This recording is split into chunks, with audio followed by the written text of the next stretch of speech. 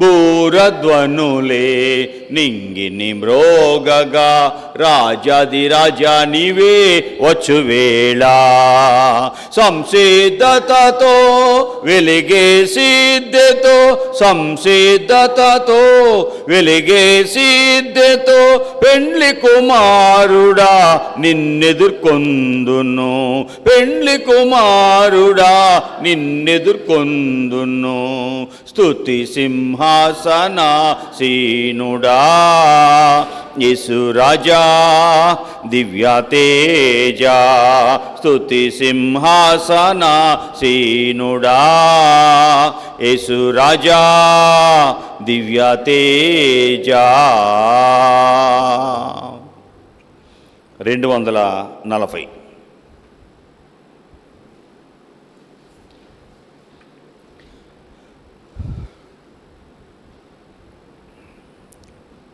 ఓ సంగమా సర్వంగమా పరలోక రాజ్యపు ప్రతిబింబమా యేసయ్యను ఎదుర్కొనగా నీతిని అలంకరించి సిద్ధపడుమా ఓ సంగమా వినుమా రాణియో ఫిరు అపరంజితో స్వర్ణ వివర్ణ వస్త్రధారణతో వీణ వాయిద్య తరంగాలతో ప్రాణేశ్వరుని ప్రసన్నతతో ఆనంద తైల సుగంధాభిషేకము ఆనంద తైల సుగంధాభిషేకము పొందితివేసునందు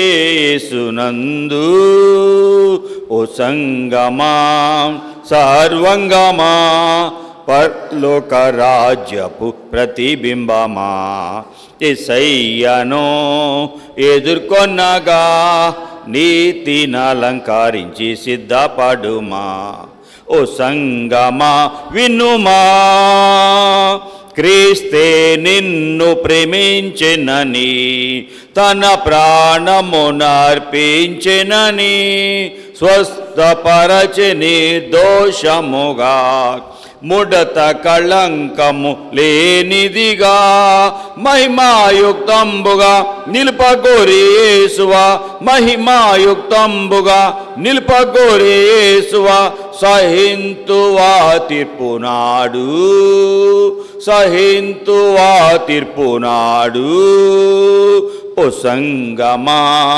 సర్వంగమా పరలోక రాజ్యపు ప్రతిబింబమా యేసయ్యను ఎదుర్కొనగా నీతిని అలంకరించి సిద్ధపడుమా ఓ సంగమా వినుమా చీకటిలో నుండి వెలుగునకు లోకంలో నుండి వెలుపలకు శ్రీకర్త గుణాతిశయములను ప్రకటించుటకే పిలచెనని గుర్తించుచుంటివా క్రియలను కంటివా గుర్తించుచుంటివా క్రియలను కంటివా సజీవముగనున్నావా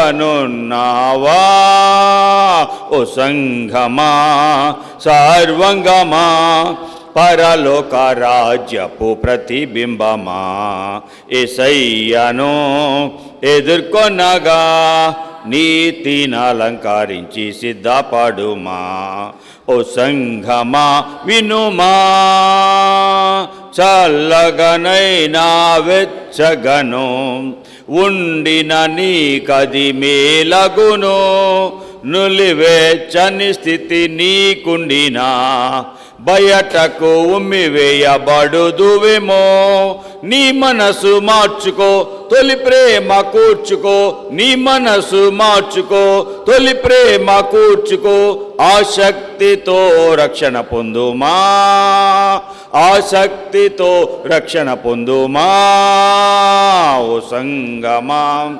సర్వంగమా పరలోక రాజ్యపు ప్రతిబింబమా యేసయ్యను ఎదుర్కొనగా నీతిని అలంకరించి సిద్ధపడుమా ఓ సంగమా వినుమా, కడ్డపట్టి బూరా మ్రోగగనే, కనురెప్ప పాటున మారెదవా, వడిగా మేఘాసీనుడవై నడి ఆకాశము పోగలవా. గొర్రె పిల్ల సంగమా క్రీస్తురాజు సంగమా, గొర్రె పిల్ల సంగమా క్రీస్తురాజు సంగమా, రారాజునెదుర్కొనగలవా, రారాజునెదుర్కొనగలవా.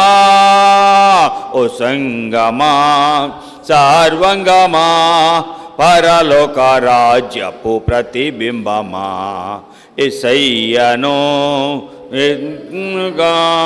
నీతినలంకరించి సిద్ధపడుమా. ఓ సంగమా వినుమా. ఓకే,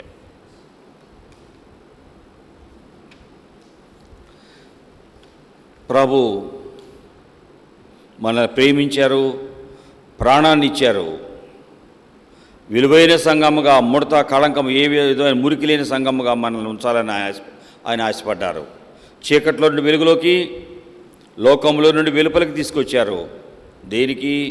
ఆ గొప్ప దేవుని యొక్క గుణము, ఎంత గొప్ప దేవుడు నన్ను రక్షించాడని ఆయనకు సాక్షులుగా బ్రతకడానికి, సాక్షులుగా ఉంటాకి. మరి గుర్తుంచుకున్నావా? గుర్తుందా నీకు? ఆయన ప్రేమను చాటే, ఆయన ద్వారా క్రియలు పొంది యేసయ్యను ఇలా దీవించనని చెప్పగలవా? సజీవమైన సాక్షిగా ఉన్నావా? ఓకే, ప్రార్థనకు ముందు పోయిన వారు మేము వాక్యం విన్నామా? వాక్యం విన్నామా? విన్నాం అమ్మా. బుద్ధిహీనులు ఏంటంటే ఏమయ్యారంట వాళ్ళు? 3 రకాల బుద్ధిహీనుల గురించి విన్నాం, అంతేగా? 3 రకాల బుద్ధిహీనులు. ఓకే, ఒకటి దేవుడు లేడు అనేవాళ్ళు, భవిష్యత్తు ఆలోచించుకోకుండా. రెండవది ప్రాణమే, ఈ లోకంలోనే ఆలోచించేవాళ్ళు. నా ప్రాణమా, అనేక సంవత్సరాలకు ఆహారం ఉంది అని రాబోయే లోకం ఏముందో గ్రహించలేని వాళ్ళు, బుద్ధి లేనివాళ్ళు. 3వ రకం బుద్ధి లేనివాళ్ళు, ఇసుక మీద ఇల్లు కట్టుకున్నాడు, పునాది లోతుగా పునాది లేకుండా పై భక్తి చేసేవాడు. 3వ రకమైన బుద్ధిహీనుల గురించి మనం విన్నాం, అంతేగా? తన మనస్సును నమ్ముకునేవాడు బుద్ధి లేనివాడు అని విన్నాం. దేవుని మీద ఆధారపడకుండా నాకు పొలం ఉంది, అంత ఉంది, ఇంత ఉంది, నాకేం బ్రహ్మాండం బ్రతుకుతా అనుకుంటాడు. ఇట్లాంటి వాళ్ళు ఎవరు? బుద్ధి లేనివాళ్ళు. ఓకే, సరే, ప్రార్థన చేసుకుందాం, ప్రభుని అడుగుదాం. ఈ దినం ప్రభు మనతో మాట్లాడినట్లుగా ప్రభుని పాదాలు పట్టుకుందాం. ఒక్కరు ప్రార్థన చేయండి, మిగిలిన వారు వాక్యం కొరకు హృదయాలు సిద్ధం చేసుకుందాం.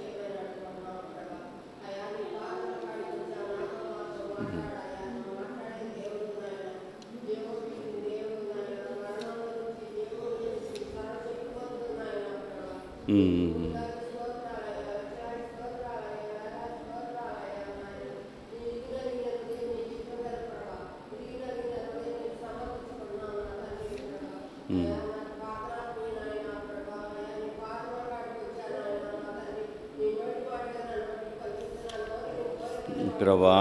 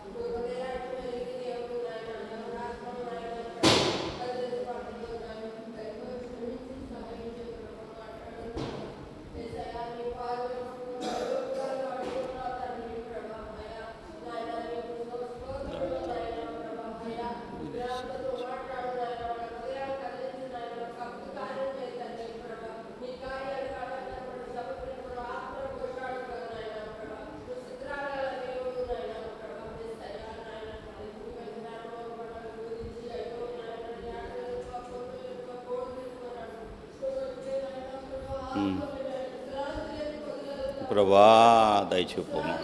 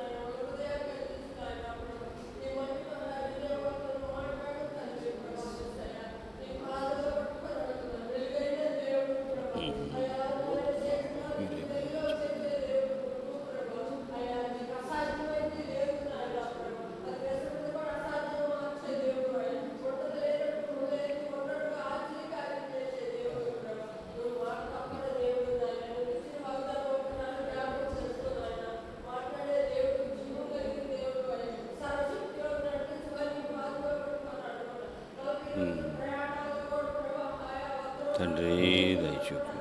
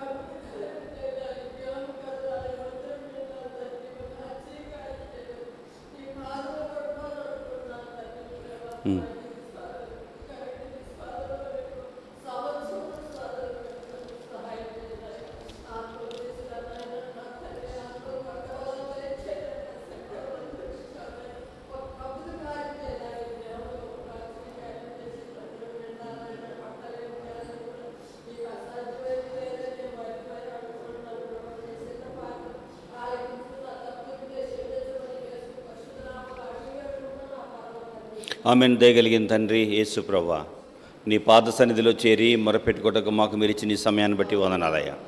ఇంతవరకునైనా మీరే మమ్మల్ని ప్రేమించి కంటికి రెప్పలా కాపాడుతూ మా ఇళ్ళ చూపుచున్న మీ కృపలన్నిటిని బట్టి వందనాలు. ఈ దినము మీ సన్నిధి మాతో ఉంచండి. ఈ దినం మాకు కావాల్సిన వాకులు మీరు మాకు ఇవ్వండి. అనేకులు దీవెనకరముగా ఈ సేవను మీరు చేయండి. ఈ దినం ప్రత్యేకంగా మా అక్కర కొలది మాతో మాట్లాడమని, ఘనత మహిమ ప్రభావాలు మీరు పొందుకోమని ఈ సమయం ఇచ్చే వందనాలు చెల్లించుకుంటూ యేసునామమున అడుగుచున్నాం తండ్రి. ఆమెన్. ఆమెన్. మనందరం లేచి నిలబడి 259వ పల్లవి 173వ పేజీ 173వ పేజీలో ఉన్నటువంటి 259వ పల్లవి. నాకు జాయమున్నది, నాకు జాయమున్నది, ప్రభు యేసు రక్తం ద్వారా నాకు జాయమున్నది, నాకు జాయం నాకు జయం ప్రభుయేసు రక్తం ద్వారా నాకు జయమున్నది. మళ్ళీ నాకు జయమున్నది, నాకు జయమున్నది ప్రభుయేసు రక్తం ద్వారా నాకు జయమున్నది. నాకు జయం, నాకు జయం ప్రభుయేసు రక్తం ద్వారా నాకు జయమున్నది. యేసు రక్తం ద్వారా మాత్రమే మనకు జయము. ఓకే, ఇంకొక పాట 125 151వ పేజ్. బండపై హల్లెలూయా స్థిరముగా నిల్పేను, హల్లెలూయా దొంగ ఊబి నుండి లేపేను, బండపై నిల్పేను. మందాలో హల్లెలూయా ప్రేమతో చేర్చేను, హల్లెలూయా దారి తప్పి తిరుగు గొర్రెను మందలో చేర్చేను. బండపై హల్లెలూయా స్థిరముగా నిల్పేను, హల్లెలూయా దొంగ ఊబి నుండి లేపేను, బండపై నిల్పేను.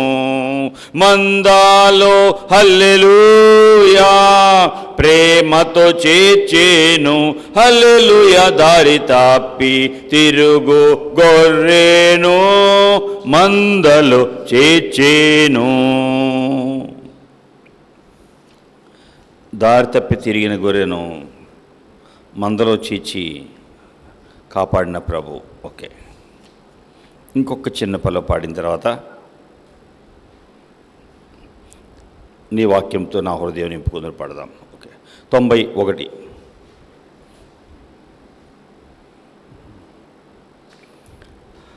ప్రభువచన్ నయద నిండెను, సిలువ యొద్ద స్వస్థత కల్గెను, నా పాపం పోయెను, నా చీకటి వెల్గయెన్. ప్రభువచన్ నయద నిండెను, యద అంటే హృదయంలో. ప్రభువచన్ నయద నిండెను, సిలువ యొద్ద స్వస్థత కల్గెను, నా పాపం పోయెను, నా చీకటి వెల్గయెన్. ప్రభువచన్ నా యద నిండెను. ఓకే, 103. నీ వాక్యముతో నా హృదయమును నింపు కొందును దేవా, నీ వాక్యముతో నా హృదయమును నింపు కొందును దేవా. నే పాపము చేయకుండా, ఏ పాపము చేయకుండా, నీ వాక్యముతో నా హృదయమును నింపు కొందును దేవా. యేసుప్రభా, నీ వాక్యముతో మా హృదయాలు నింపుకోవాలని మేము మీ దగ్గరికి వచ్చాం. ఎందుకంటే నీ వాక్యమే మమ్మల్ని బ్రతికించేది, బాధల్లో నెమ్మదిచ్చేది నీ వాక్యం. కాబట్టి దినాన నాకు మాకు కావలసిన వాక్కులు మీరు ఇవ్వండి. అనేకులు దీవెనకరముగా మా జీవితాన్ని మీరు చేయండి. ఇంతవరకునైనా మీరే సహాయం చేసి నడిపిస్తున్నందుకు మీకు వందనాలు. ఈ దినం ప్రత్యేకంగా మా అక్కర కొలది మాతో మాట్లాడండి. మీరే ఈ సేవ ద్వారా మీ నామాన్ని గణపరచుకోండి. అనేకుల దీవెనకరముగా ఈ సేవ ఉన్నట్లుగా దయచూపము. ఘనత మహిమ ప్రభావాలు మీరు పొందుకోమని, అయోగ్యుని నా ప్రార్థన మీరు ఆలకించమని యేసునామమున అడుగుచున్నాం తండ్రి, ఆమెన్. దయతో కూర్చోనండి, దేవుని వాక్యానికి వెళదాం. దేవుని వాక్యంలో నుండి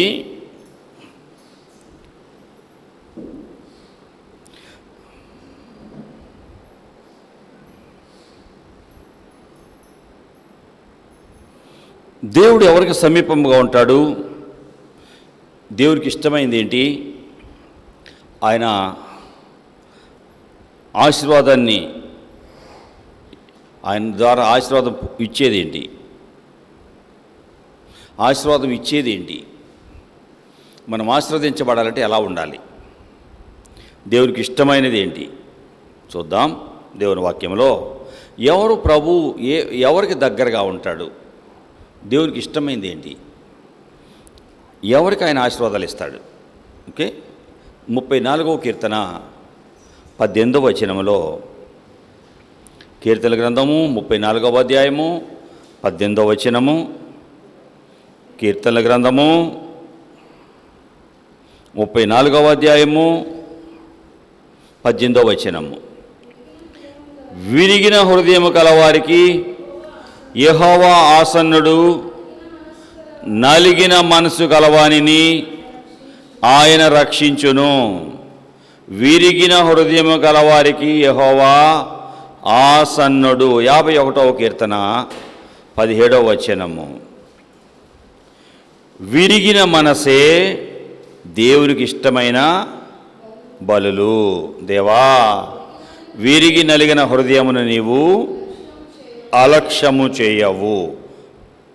యేసుప్రభా, ఈ వాక్కుల యొక్క సత్యాలు మాకు బయలుపరచండి. మీరే సత్యమైన దేవుడవు, సర్వసత్యములోకి నడిపించే తండ్రివి. మీరు మమ్మను సర్వసత్యములోకి నడిపించమని, ఈ దినము ఈ వాక్కుల యొక్క సత్యాలు మాకు బయలుపరచమని, లైవ్లో నీ వాక్కులు వెళుతుండగా ప్రజల హృదయాలు మీరు తెరవమని, ప్రజలు శ్రద్ధగా నీ వాక్యాన్ని విని మేలు దీవెన పొందుకున్నట్లుగా దయతో సహాయము చేయమని ఈ సమయం మాకు ఇచ్చావు. నీకే స్తోత్రాలు చెల్లించుకుంటున్నాను. ప్రతి విధమైన దురాత్మ సమూహాన్ని లయపరిచి మీరే ఈ సేవ ద్వారా మీ నామాన్ని గొప్ప చేసుకోండి. అయోగ్యుడినయ్యా, మీ సెలవు చోటన నన్ను దాచి నాకు ఈ బిడ్డలకు కావలసిన వాక్కులు దయచేయి. ఘనత మహిమ ప్రభావాలు మీరు పొందుకోండి. ఇంతవరకు దయ చూపారు, మీకే స్తోత్రాలు చెల్లించుకుంటూ యేసునామమున అడుగుచున్నాం తండ్రి, ఆమెన్. ఈ వాక్య భాగాన్ని మనం చూస్తున్నప్పుడు దేవునికి ఇష్టమైనటువంటిది, దేవుడు ఎవరికి ఆసన్నుడుగా ఉంటాడో, ఎవరికి ప్రభు దగ్గరగా ఉంటాడో, ఎలాగా దేవుని వాక్యము, దేవుని సన్నిధి ఎవరికి దగ్గరగా ఉంటుందో ఈ వాక్యం చెప్తుంది. 34వ అధ్యాయము 18వ వచనములో, విరిగిన హృదయము కలవారికి యెహోవా ఆసన్నుడు, నలిగిన మనసు గలవారిని ఆయన రక్షించును. ప్రభు రక్షించేది, సహాయం చేసేది విరిగిన హృదయం కలవారికి. విరిగిన హృదయము అంటే దీనమైన హృదయం, మెత్తని హృదయం, పగిలిన హృదయం. ప్రభు దీనికి వ్యతిరేకమైనటువంటి దానికి దూరస్తుడు. అంటే దీనికి వ్యతిరేకమైంది కఠిన హృదయం, గర్వ హృదయం. గర్వ హృదయం ఉన్నవారికి ప్రభు దూరంగా ఉంటాడు. విరిగిన హృదయం కలవారికి ప్రభు దగ్గరగా ఉంటాడు. విరగకపోతే ఆశీర్వాదాలు అనేవి మన జీవితంలో ఉండవు. విరగకపోతే మన జీవితంలో ఆశీర్వాదాలు ఉండవు. యేసు ప్రభు బహుజన సమూహం ఆయన దగ్గరికి వచ్చారు. తండోపతండాలుగా ఆయన దగ్గరికి వచ్చారు. వచ్చిన ప్రజలను చూచాడు యేసు ప్రభు. ఆ ప్రజలను చూచిన ప్రభు, ఓ బాబో, ఇంతమంది వచ్చారు, నా వాక్య వినాలని ఇంత శ్రద్ధగా వచ్చారు, ఇదేమో అరణ్య ప్రదేశము, నన్ను చూచి, నేను ఈ దారిలో వెళుతున్నానని చూచి గుర్తెరిగి సకల ప్రాంతాల నుండి పరుగు పరుగున వచ్చారు. వీరికి ఎంత వాక్యం నేను బోధించాను, మరి వీరు ఇప్పుడు చూస్తుంటే చాలా పొద్దుపోయింది, వీరి విషయమై నాకు చాలా బాధగా ఉంది అన్నారు. మార్క్స్ వార్త 6వ అధ్యాయం 32వ వచనం చదువుతుంటే, వారు దోణికి అరణ్యం ప్రదేశానికి ఏకాంతంగా వెళ్ళిరి. వారు వెళ్ళుచుండగా జనులు చూచి అనేకులు ఆయనను గుర్తెరిగి సకల పట్టణముల నుండి అక్కడికి కాలినడకన పరిగెత్తి వారికంటే ముందుగా వచ్చిరి. యేసు వచ్చి ఆ గొప్ప జనసమూహమును చూచి కాపరులని గొర్రెల వలె ఉన్నందున వారి మీద కనికరపడి వారికి అనేక సంగతులు బోధించాడు. అన్ని బోధించేటప్పటికి ఏమైంది? చాలా పొద్దుపోయింది. చాలా పొద్దుపోయే వరకు యేసు ప్రభు కొన్ని సంగతులు చెప్పాడా? అనేక సంగతులు చెప్పాడు. ఈ లోకంలో మనం జీవించాలి అంటే రకరకాలుగా పద్ధతులు, పరిస్థితులు ఉంటాయి. వ్యవసాయం చేసేవాళ్ళు వ్యవసాయం చేస్తారు. నేను వినుకొండ వైపు వెళ్తే కొండ దగ్గర రాళ్ళు కుట్టేవాళ్ళు ఉంటారు, రాళ్ళు కొడతా ఉంటారు. ఆ పెద్ద పెద్ద రాళ్ళు పగలగొట్టి చిన్న చిన్న రాళ్ళు చేసి అమ్ముకుంటూ ఉంటారు. ఆ పని చేయగలిగిన ఆ పని చేస్తూ ఉంటారు. కొలిం పని చేసేవాళ్ళు కొలిం పని చేస్తారు. అలాగే ఎద్దుల బండి నడిపేవాళ్ళు ఆ బండి నడుపుతూ ఉంటారు. అలా రకరకాల పనులు. అలాగే షాపులో పని చేసేవాళ్ళు షాపులో పని చేస్తూ ఉంటారు. హోటల్లో పనిచేసేవాళ్ళు హోటల్లో పని చేస్తూ ఉంటారు. వంట పని చేసేవాళ్ళు వంట పని చేస్తుంటారు. ఎన్ని రకాల పనులు, రకరకాల పనులు. పొలాల్లో కాపలా ఉండేవాళ్ళు కాపలా ఉంటూ ఉంటారు. రకరకాలటువంటి పనులు. ప్రభువు ఈ లోకంలో జీవించాలంటే ఎలా ఉండాలి? శరీరరీతిగా జీవించడానికి కావాల్సిన అవసరతలు కొన్నే ఉంటాయి. ఆత్మీయంగా జీవించాలంటే ఎలా ఉండాలి? శరీరానికి ఆహారం కావాలి. ఆహారం లేకపోతే బలహీనం అవుతాం, నీరసమైపోతాం. లేక బలహీనమై నడవలేక అనారోగ్యం పాలై చనిపోతాం. ఆత్మకు కూడా ఆహారం కావాలి, లేకపోతే బలహీనమైపోతాం. కాబట్టి ప్రభు ఆత్మీయంగా ఎలా ఉండాలి? ఆత్మ వర్ధిల్లితేనే అన్నిటిలో వర్ధిల్లుతాం. 3 యోహాను 2వ వచనంలో, ప్రియుడా నీ ఆత్మ వర్ధిల్లుచున్న ప్రకారము నీవు అన్ని విషయాలలో వర్ధిల్లుచు సౌఖ్యముగా ఉండాలని కోరుతున్నా అన్నాడు. ఆత్మలో వర్ధిల్లితే అన్నిటిలో వర్ధిల్లుతాం. యేసు ప్రభు తెలియనప్పుడు మొద్దోడుగా నేనుండేవాడిని, చదువు రాక, లెక్కలు రాక. లెక్కలు ఎవరు కనిపెట్టారా అని బాధపడుతూ ఉండేవాడిని. అలాంటి సమయంలో యేసు ప్రభు నిజ దేవుడు దొరికాడు నాకు. ఏ లెక్కలో మొద్దోడినో ప్రభు దగ్గరికి వచ్చి అడిగాను, ప్రభువా నిన్ను నమ్ముకున్నాను, నువ్వు నా తండ్రివి, నీకు ఇష్టం లేనివన్నీ తీసివేసుకున్నాను, నువ్వు నా తండ్రివి, నా దేవుడివి అని ప్రభు దగ్గరికి వెళ్ళినప్పుడు నా ప్రియ ప్రభు నన్ను ఒట్టిగా వదలలేదు. ఏ లెక్కలో మొద్దోడినో ఆ లెక్కలోనే ప్రభు నన్ను పైకి లేపాడు. పొలాల కొలతలు సరివేరుగా పనిచేసినప్పుడు పొలాల కొలతలు అన్నీ సరివేనే. ఆ దినాలలో మిషన్లు లేవు, గొలుసు ఉండేది, గొలుసుతోనే కొలవాలి, క్రాస్ స్టాఫ్ ఉండేది, ఆ రెండే. దాని ప్రకారం ఎలాంటి పొలాలైనా వంక డెంకలుగా ఉన్న పొలాలైనా సరే వాటితోనే మేము పనిచేసేవాళ్ళం. ప్రభు ఆ లెక్కల్లో ఏ లెక్కల్లో మొద్దోడినో ఆత్మలో వర్ధిల్లినప్పుడు అన్నిట్లో అలాగ పైకి లేపాడు. మంచి పేరు కూడా ఆయన ఇవ్వగలిగాడు. చూడండి, ప్రభు దగ్గరికి వచ్చిన తర్వాత ప్రభు మనం ఆత్మీయంగా ఎలా ఉండాలి, లోకంలో ప్రజల మధ్యలో ఎలా ఉండాలి, సమాజంలో ఎలా ఉండాలి, కుటుంబంలో ఎలా ఉండాలి, వ్యక్తిగత జీవితంలో ఎలా ఉండాలి, బిడ్డల మధ్యలో ఎలా ఉండాలి, పెద్దల మధ్యలో ఎలా ఉండాలి, లోకంలో ఉన్నప్పుడు ఎలా ఉండాలి, అన్నీ ప్రభు దగ్గరికి వచ్చినప్పుడు ఆ వివేకం వస్తుంది. ఇతరులతో ఎలా ప్రవర్తించాలి, గృహంలో ఎలా ప్రవర్తించాలి, తన జీవితంలో ఎలా ప్రవర్తించాలి, రకరకాలుగా ప్రభు మనకు నేర్పుతాడు. ఇక్కడ శిష్యులు యేసుప్రభు వచ్చారు అని, యేసుప్రభు అరణ్య ప్రాంతంలో ఉన్నారని ప్రజలు గుర్తిరిగి ఏం చేశారంట?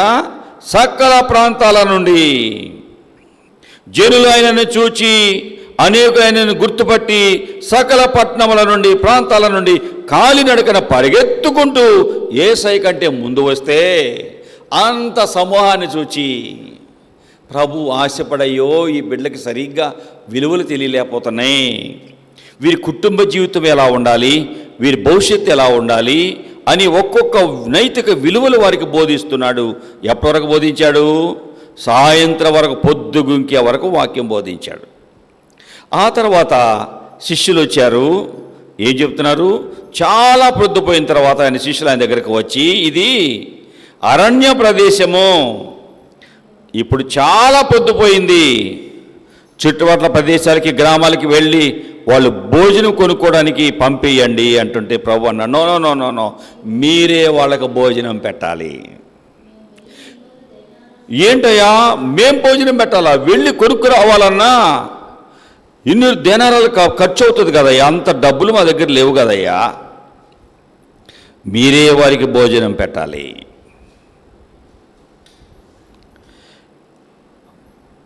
ఎట్లయ్యా 106 రూపాయలు ఇప్పుడెక్కడ దొరుకుతాయ్యా మాకు అవి? ఇది అరణ్య ప్రదేశం కదయ్యా, ఇంతమంది వస్తారని మాకు తెలియదు కదయ్యా, వీరికి ఎలా మేము పెట్టగలమయ్యా అంటుండగా యేసుప్రభు అంటున్నాడు, మీ వద్ద ఎన్ని రొట్టెలు ఉన్నాయి, వెళ్ళండి చూడండి. వారు వచ్చి, అయ్యా 5 రొట్టెలు 2 చేపలే ఉన్నాయి, 5 రొట్టెలు 2 చేపలే ఉన్నాయి. వచ్చిందేమో జనసమూహము, గొప్ప జనసమూహము. 34వ వచనం, గొప్ప జనసమూహం వచ్చింది. ఉన్నాయేమో 5 రొట్టెలు 2 చేపలు. ఓకే, అవి ఉన్నాయా? సరే, అందరిని కూర్చోబెట్టండి. ఎలా కూర్చోబెట్టాలి? పంక్తులుగా కూర్చోబెట్టండి, క్రమము కలిగి ఉంచండి. నేను మీకు ఆశీర్వాదం ఇవ్వాలంటే క్రమము కావాలి. నేను మీ కుటుంబాల్లో దీవెన ఇవ్వాలంటే, మీ జీవితాలలో ఆశీర్వాదం కావాలంటే క్రమము కావాలి. ఈ దినము అద్భుతం మీరు చూడాలి అంటే క్రమము పెట్టండి, అందరి క్రమముగా ఉంచండి. ప్రజలందరినీ క్రమముగా 50 మంది చొప్పున 100 మంది చొప్పున వరుసగా క్రమములో కూర్చోబెట్టారు. యేసు ప్రభు 5 రొట్టెలు పట్టుకొని ఏం చేశారు? ఆయన ఆకాశం వైపు కన్నులెత్తి ఆశీర్వాదించి ఆ రొట్టెలు విరచి, విరవబడినంత వరకు, యేసు ప్రభు చేతులకు వచ్చినంత వరకు ఎన్ని రొట్టెలు? యేసు ప్రభు చేతులకు వచ్చినంత వరకు ఎన్ని రొట్టెలు? ఏందా? 5 రొట్టెలు. యేసయ్య ప్రార్థన చేసి వాటిని విరిచిన తర్వాత ఏమైనాయి అంట? విరవబడిన తర్వాత వాటిని పంచిపెట్టండి అన్నాడు. 5 రొట్టెలు విరచి వారికి వడ్డించారు. కమాన్, తీసుకెళ్ళి 2 చేపలు కూడా పంచిపెట్టండి. అందరూ తిన్నాక మిగిలినవన్నీ ఎత్తండి అంటే 12 గంపలు ఎత్తారు. తిన్నవారు ఎంతమంది? 5,000 మంది పురుషులు. రొట్టెలు ఎన్ని? 5. ఎంతమంది తిన్నారు? 5,000 మంది పురుషులు. ఎన్ని గంపలు మిగిలినాయి? 12 గంపలు మిగిలినాయి. ఎందుకు ఇంత ఆశీర్వాదం వచ్చింది? యేసయ్య చేతిలో విరవబడ్డప్పుడు, మన జీవితాలు యేసయ్య చేతికి ఇచ్చినప్పుడు యేసయ్య మన జీవితాన్ని విరుస్తాడు. గర్వం విరిగిపోతుంది. ఒకప్పుడు బహు గర్విష్ఠుడిని, యేసు దేవుడు కాడు అన్నవాడిని, ఇదిగో ఈ లోకంలో రకరకాల మార్గాల్లో వెళ్ళిన వాడిని, స్నేహాలు, సినిమాలు, రకరకాల నాకు ఏమి ఇష్టం అలాగా పరిగెత్తాను, కానీ ఏది నా జీవితంలో సహాయపడలేకపోయింది. మా ఊర్లో ఎవరితో అన్న మాట్లాడవచ్చు, కానీ ప్రభాకర్ గారు 2వ అబ్బాయి వాడు మామూలుడు కాదు అనేవాళ్ళు. బహు గర్వము నాలో ఉండేది. మనుషుల జీవితాలలో ఎంత గర్వమో, అన్ని రకాల గర్వంతో నిండిపోయిన నా జీవితము, నెమ్మది లేక, సమాధానం లేక, భద్రత లేక, అలాగా చనిపోవాలని ఆత్మహత్య చేసుకోవాలి. నిజమైన శాంతి సమాధానాలు ఎవరిస్తారు? నిజమైన శాంతి సమాధానాలు నాకు దొరకనప్పుడు ఈ సినిమాలు, ఈ స్నేహము, ఇవ్వలేని ఆనందము, కొంతకాలం ఉండే ఆనందం నాకెందుకు, నిత్యం ఉండే ఆనందం నాకు ఎక్కడ దొరకటం లేదు. కాబట్టి నా జీవితం ముగించుకోవాలనుకున్నానండి. ఇటువంటి పరిస్థితులలో విషం త్రాగి, అప్పటికే నా స్నేహితుడు ముందు నా స్నేహితుడు విషం త్రాగి చనిపోయాడు. శరీరం అంతా పసుపుగా, చేతులు కాళ్ళు పసుపుగా, ముఖమంతా పసుపుగా అయిపోయింది. పాడి మీద మోసుకొని వెళ్ళిపోతా ఉన్నారు. వాడిని నేను మోసాను.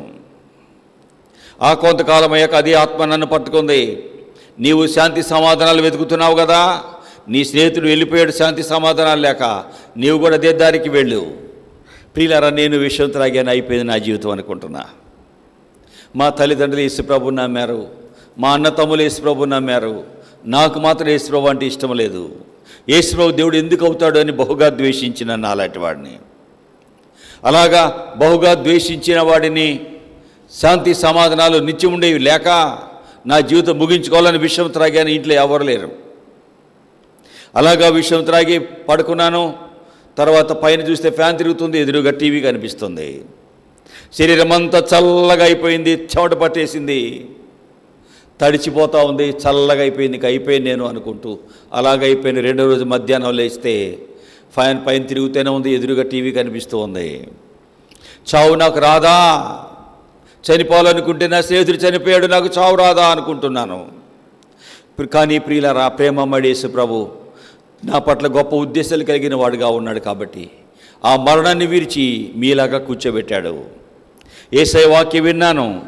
ఆ దినాన ఒక పిల్లల రిట్రీట్కి వెళ్ళాను. మా తల్లిదండ్రులను సంతోషపెట్టాలన్న ఆలోచనతో వెళ్ళాను. ఆ స్థలంలో మా తమ్ముడు యేసు ప్రభు నన్ను ముట్టాడని సాక్ష్యం చెప్తున్నాడు. భయంకర తలనొప్పితో బాధపడేవాడు. వాడు తలనొప్పితో కళ్ళజోడు పెట్టారు వాడికి. ఆ కళ్ళజోడు ఉంటే మాత్రమే బాగుంటాడు. ఆ కళ్ళజోడు తీస్తే తలనొప్పితో బాధపడేవాడు. నేను స్టైల్ కోసం పెట్టాడు అని 2-3 సార్లు కళ్ళజోడు దాచిపెట్టి స్కూల్కి వెళ్ళేవాడిని. వాడు అది వెతికి అది దొరకక ఇంట్లోనే ఏడుస్తూ గుడ్లన్నీ ఇంత లావైపోయాయి. నేను వచ్చేటప్పటికి ఏడ్చేడ్చి ఉండేవాడు. అలాంటి వాడు యేసు ప్రభు వాడిని మార్చటం. యేసయ్య నన్ను ముట్టాడు, యేసయ్య నా పాపాలు నాకు గుర్తు చేశాడు, యేసయ్య వాక్యం విన్నప్పుడు నా తప్పులు నాకు అర్థమైనాయి, అవన్నీ ఒప్పుకున్నప్పుడు యేసయ్య నన్ను ముట్టాడు, ఈ తలనొప్పి నుండి విడిపించాడని చెప్పడం నేను విన్నాను. అప్పటికప్పుడు నేను ఇన్నిసార్లు 3-4 సార్లు ఆ కళ్ళజోడు దాచిపెట్టి సాయంత్రం ఎప్పుడో ఏడుస్తుంటే ఇచ్చేవాడిని. అలాంటి వాడు యేసు ప్రభు నన్ను ముట్టాడని చెప్పి అద్భుతంగా వాడు అందరి ముందు కళ్ళజోడు ఇసిరిపడేశాడు. కొన్ని దినాల వాడిని గమనించిన తర్వాత యేసు ప్రభు దేవుడని ఆయన ముందు నేను తల వంచాను. ప్రభు పాదాల దగ్గర పడ్డాను. ఆయన వాక్యం విన్నాను. దేవుడు నాతో మాట్లాడటం ప్రారంభించారు. నా తప్పులన్నీ నాకు చూపించడం ప్రారంభించారు. అవన్నీ ఒప్పుకున్నప్పుడు యేసు ప్రభు నాతో మాట్లాడారు. ఎవరితో మాట్లాడాలో ఒక్కొక్కరిని క్షమాపణ అడగటం అంటే చాలా కష్టం అనిపించింది. ప్రభు అన్నాడు, నో వెళ్ళు, మీ తల్లిదండ్రుల దగ్గర క్షమాపణ అడగాలి. మా తల్లిదండ్రుల దగ్గరికి వెళ్ళాను. 2 గదిలో కూర్చొని ఉన్నారు. వాళ్ళ దగ్గరికి వెళుతున్నాను. సాతాను అంటాడు, నువ్వు మంచోడు అనుకుంటున్నావు, అందరూ అనుకుంటున్నారు. మీ తల్లిదండ్రులు నువ్వు మంచోడు అనుకుంటున్నారు, వాళ్ళు ఎలా నువ్వు క్షమాపణ అడుగుతావు? నువ్వంటే ఎంత గౌరవం వాళ్ళకి, ఇప్పుడైతే ఏమనుకుంటారు అని వాడు ఒక పక్కన మనసు పెడుతున్నాడు. ఓ ప్రక్కన దేవుని ఆత్మేమో నో దేవుడిచ్చిన టైం ఇది, వెళ్ళు.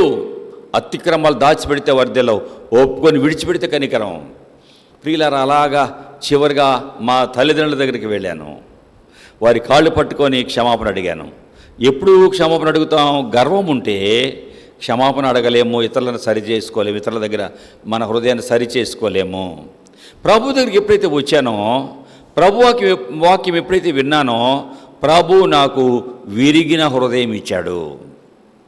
వెంటనే వెళ్ళి క్షమాపణ అడగగలిగాను. ఎవరెవరిని బాధ పెట్టానో ఒక్కొక్కరిని క్షమాపణ అడిగాను. ఈ దేవుడు మహోన్నతుడైన దేవుడు. 138వ కీర్తన 6వ వచనంలో, ఎవరు ఈ దేవుడు ఎవరిని కోరుకుంటాడు?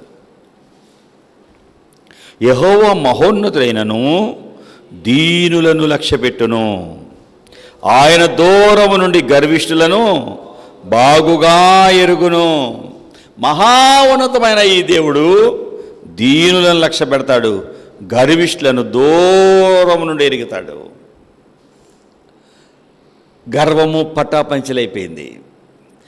ప్రభు దగ్గరికి ఒక్కొక్కరిని ఎవరెవరిని బాధ పెట్టానో ఒక్కొక్కరిని క్షమాపణ అడిగినప్పుడు ప్రభు నాకు విరిగిన హృదయం కలవారికి యెహోవా ఆసన్నుడు, దగ్గరగా ఉన్నాడు. ఎప్పుడైతే నేను నా పాపాలు ఒప్పుకున్నానో, విరిగిపోయిన నా హృదయం అయిందో, ఆశీర్వాదాలు ప్రారంభమైనాయి. ముద్దొడుగా ఉన్న నా జీవితంలో ప్రభు చదువులో టాపర్గా చేయటం ప్రారంభించాడు. అలాగా ఏ లోటు, బలహీనుడిగా ఉన్న నా జీవితం, అనారోగ్యంగా ఉన్న నా జీవితం, విషం వలన శరీరం అంతా బలహీనంగా ఉన్నాను. ఇప్పుడున్న దానిలో పావుంటా. నేను అంత సన్నగా ఉండేవాడిని. ప్రభు అద్భుతంగా నన్ను ముట్టడం ప్రారంభించారు. ప్రియులరా, విరిగిన హృదయం కలవారికి దేవుడు ఆసన్నుడు. దేవుని వాక్యం వింటున్నావు, ఇంకా ఎక్కడ ఏ గర్వము నిన్ను ప్రభువుకు దూరం చేస్తుంది? మనుషుల జీవితాలలో గర్వము దేవునికి దూరం చేస్తుంది, దేవుడిని దూరస్తులుగా ఉంచుతుంది. ఇక్కడ చూస్తుంటే విరిగిన హృదయము విరిచాడు యేసు ప్రభు. ఆ 5 రొట్టెలు యేసయ్య చేతిలో ఉన్నంత వరకు 5. విరవబడ్డప్పుడు ఆశీర్వాదము, విరిగితే ఆశీర్వాదాలు నీ జీవితంలో ఉంటాయి. విరిగిన 5 రొట్టెలు విరవబడ్డప్పుడు 5,000 మంది పురుషులు తినగా 12 గంపలు ఎత్తారు. నెక్స్ట్ అధ్యాయానికి వెళితే 8వ అధ్యాయంలో కూడా ప్రజలు తండోపతండాలుగా వచ్చారు. 3 దినాలుగా యేసయ్య వాక్యం విన్నారు. 3 దినాలుగా యేసయ్య వాక్యం విన్నారు. విన్న తర్వాత వారిని పంపించాలి అంటే యేసయ్య అన్నాడు, అయ్యో 3 దినాలుగా నా దగ్గరే ఉన్నారు. వీరు కూడా ఇందాక మనం చదివిందేమో గొప్ప జనసమూహము, ఇక్కడేమో బహుజన సమూహం, బహుజనులు కూడి రాగా వారికి తిననేమీ లేనందున యేసు తన శిష్యులను తన యొద్దకు పిలిచి, 2వ వచనము, జనులు నేటికి 3 దినాల నుండి నా దగ్గర ఉన్నారు, వారికి తినడానికి ఏమీ లేనందున నేను వారి మీద కనికరపడుచున్నాను. నేను వారిని ఉపవాసముతో తమ ఇండ్లకు పంపితే మార్గములో మోడ్చిల్లిపోతారు, వారిలో కొందరు దూరము నుండి వచ్చారు అని చెప్పారు యేసయ్య. అందుకు ఆయన శిష్యులు, ఈ అరణ్య ప్రదేశంలో ఒకడు ఎక్కడి నుండి రొట్టెలు తెచ్చి వారికి తృప్తిపరచగలరు అని అడుగుతుంటే యేసయ్య అన్నాడు, మీ దగ్గర ఎన్ని రొట్టెలు ఉన్నాయి? వారు 7 అన్నారు. అప్పుడు ఆయన నేల మీద కూర్చోబెట్టండి. యేసయ్య రొట్టెలు తీసుకొని ప్రార్థన చేసి విరచి వడ్డించుటగా శిష్యులకి ఇచ్చారు. వారు జనసమూహాలకు వడ్డించారు, కొన్ని చేపలు కూడా వడ్డించారు.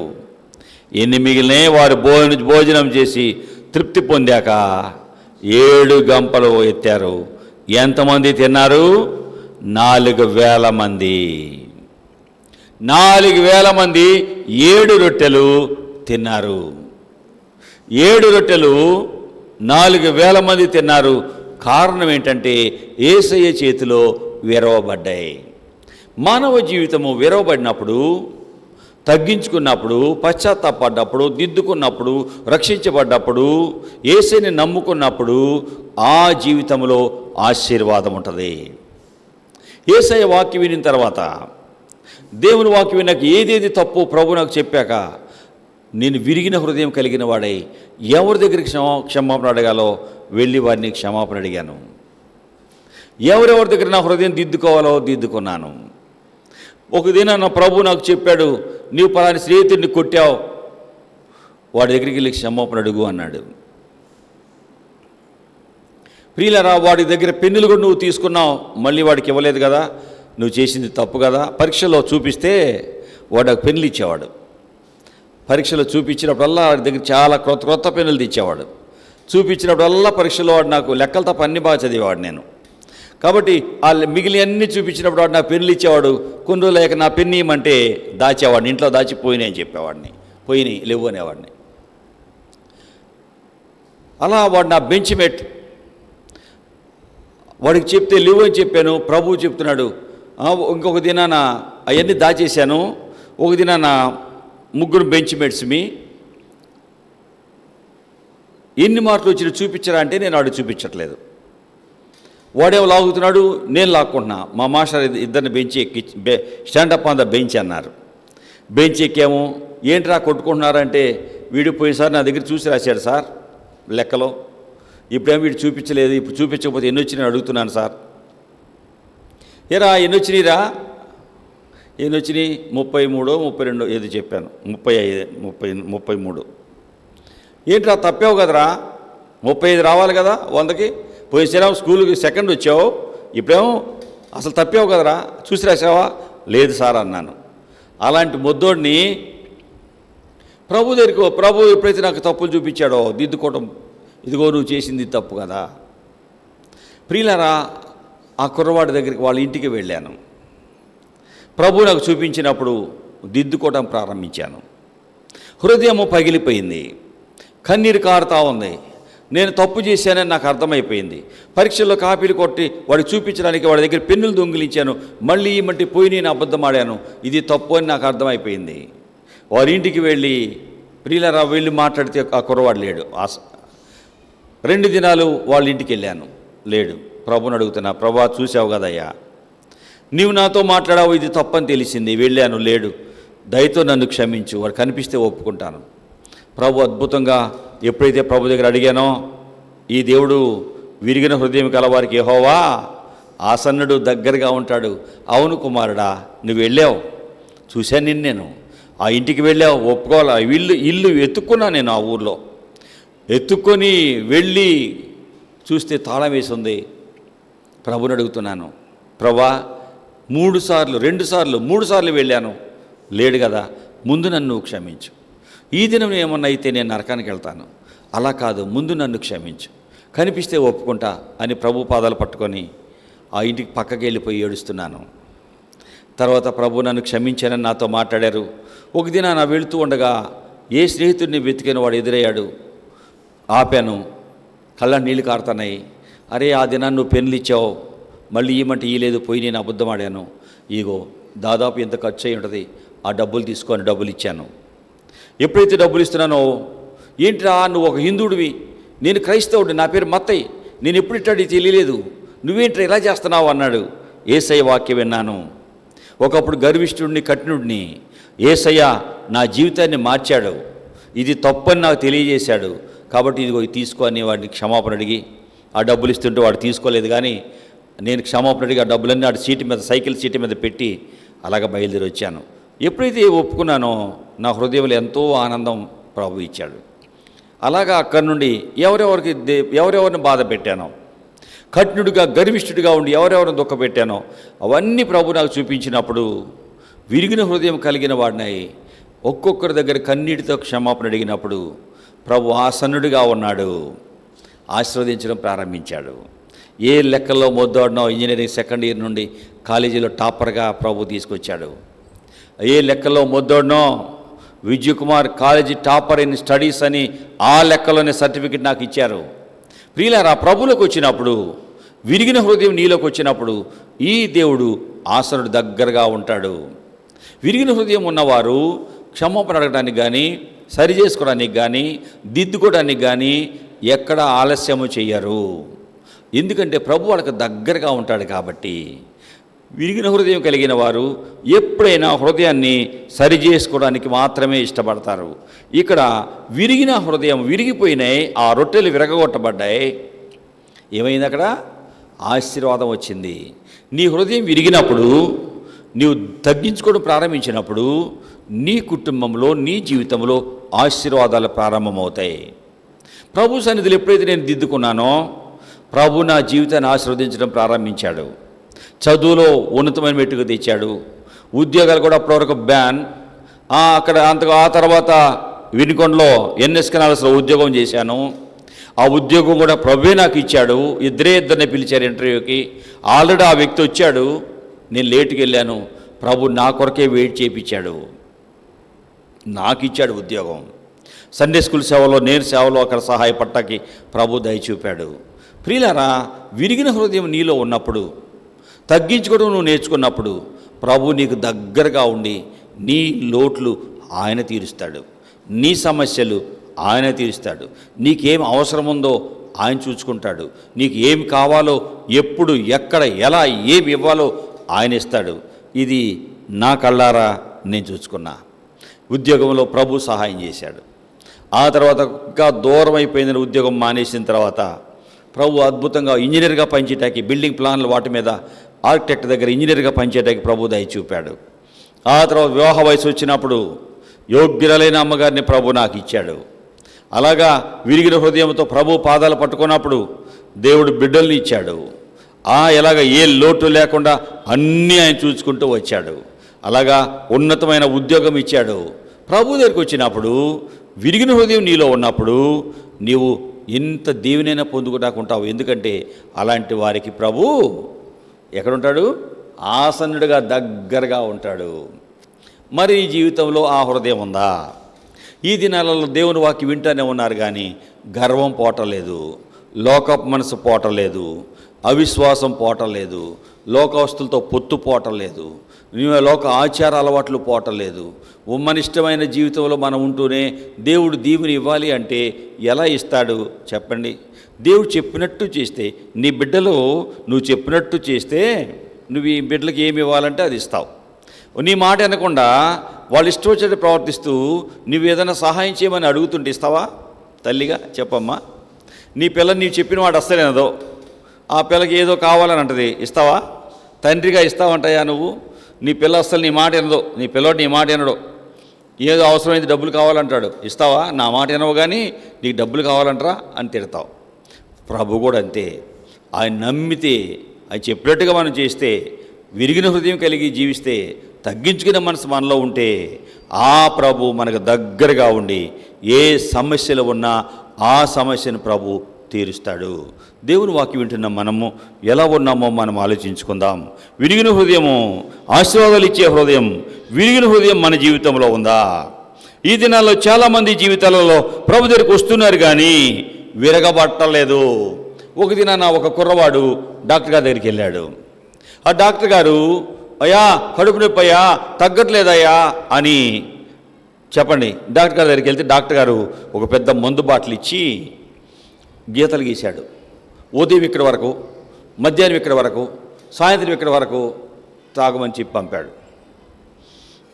సాయంత్రం తగ్గకపోతే సాయంత్రం రా, లేదా 2 రోజులు అయిన తర్వాత రమ్మన్నాడు.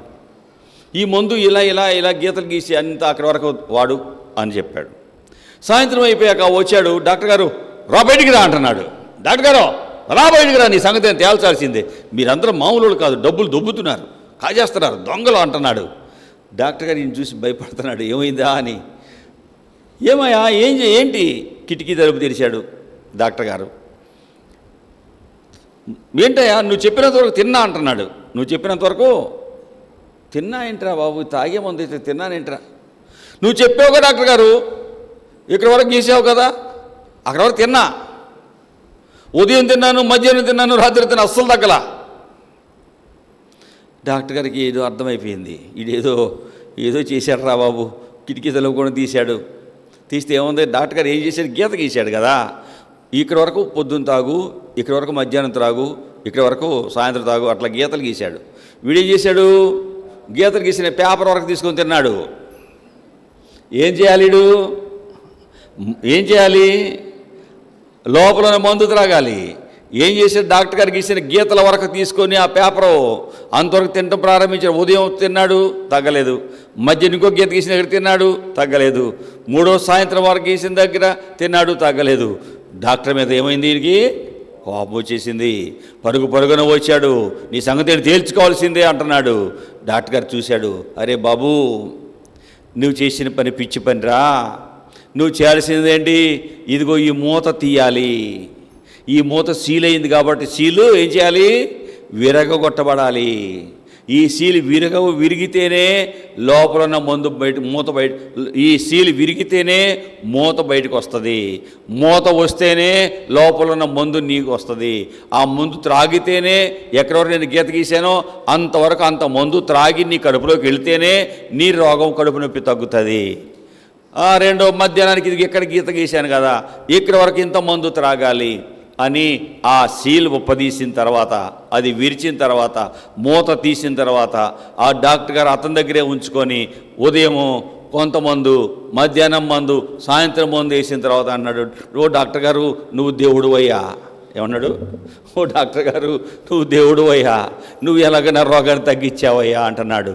ఇతని జీవితంలో ఈ రోగము పోవటానికి కారణం ఏంటి చెప్పండి? ఇతని జీవితంలో ఈ రోగము తగ్గడానికి కారణం ఏంటి? మూత విరగొట్టబడింది. విరగొట్టబడిన తర్వాత దానిలో ఉన్న మందు అతని కడుపులోకి వెళ్ళింది. ఫలితముగా అతని జీవితము బాగయింది. ఎంతమంది జీవితాలలో విరగొట్టబడకుండా అతని జీవితం ఆశీర్వాదాలకు ఎలాగా వస్తుంది చెప్పండి? ఎంతమంది జీవితాలు విరగటం లేదు. ప్రభు దగ్గరికి వస్తున్నారు, వాక్యం వింటున్నారు కానీ బాగు కావట్లేదు.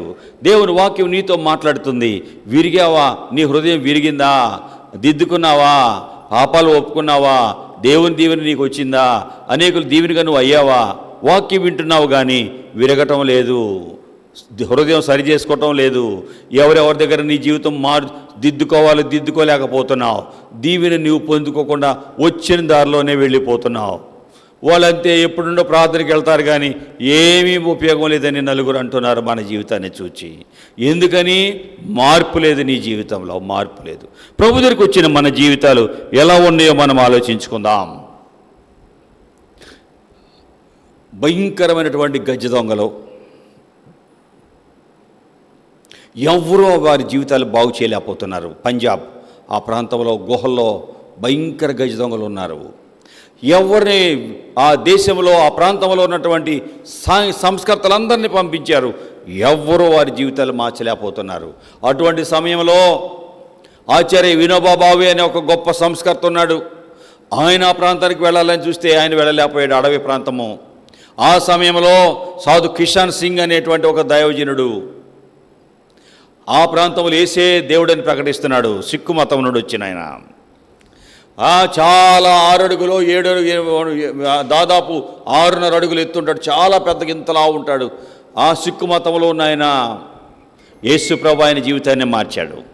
బిడ్డలు లేని టైంలో ఆ షేక్కి, పెద్ద షేర్ సింగ్కి ఆ తల్లి ప్రార్థన చేస్తా దేవుని సేవకుడు సాధు సుందర్ సింగ్ గారి దగ్గరికి వెళ్ళింది. ఆ దైవజనుడు ప్రార్థన చేస్తున్నాడు, ప్రభా ఈ కుటుంబంలో అన్నీ ఉన్నాయి కానీ బిడ్డలు లేరు అంటున్నారు, బిడ్డల్ని ఇవ్వని ప్రార్థన చేస్తే దేవుడు ఆ గృహంలో ఒక కుమారుడిని ఇచ్చాడు. ఆ కుమారుడు పుట్టింది నాన్న తండ్రి చాలా గొప్ప విందు చేస్తే భార్య అంటుంది, ఏమండి మన పిల్లవాడు ఇంత ఆనందమైన ఇంత విందు చేయడానికి కారణం, మన పిల్లవాడు మనకు పుట్టడానికి కారణం దైవజనుడు, ఆయన్ని పిలిపిద్దాం. ఈ దినాన మన ఆనందానికి కారణం దైవజనుడు, యేసయ్య సేవకుడు సాధు సుందర్ సింగ్ గారు, ఆయన పిలిపిద్దాం. ఓకే సరే, బ్రతులాడుతుంటే అంత విందులో ఉన్న భర్త, ఓకే మన పిల్లవాడు దైవజనుడు ప్రార్థన చేసి పుట్టాడంటున్నావు కదా, పిలిపించు. ఆ దైవజనుడు సాధు సుందర్ సింగ్ గారు వచ్చి ఆ పిల్లవాడిని చూస్తే ఆ పిల్లవాడి చేతులకి 2 సిలువ గుర్తులు కనపడుతున్నాయి. ఈ పిల్లవాడు గొప్ప దైవజనుడు అవుతాడు అని చెప్పాడు.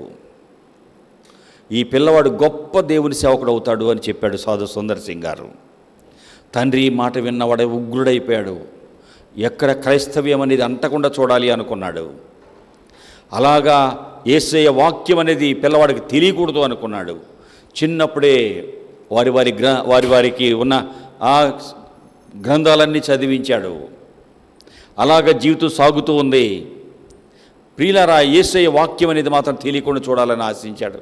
అలాగా చిన్నప్పుడే భగవద్గీతని, వాళ్ళ గ్రంథ సాహెబ్ని అన్నీ చదివించడం ప్రారంభించాడు.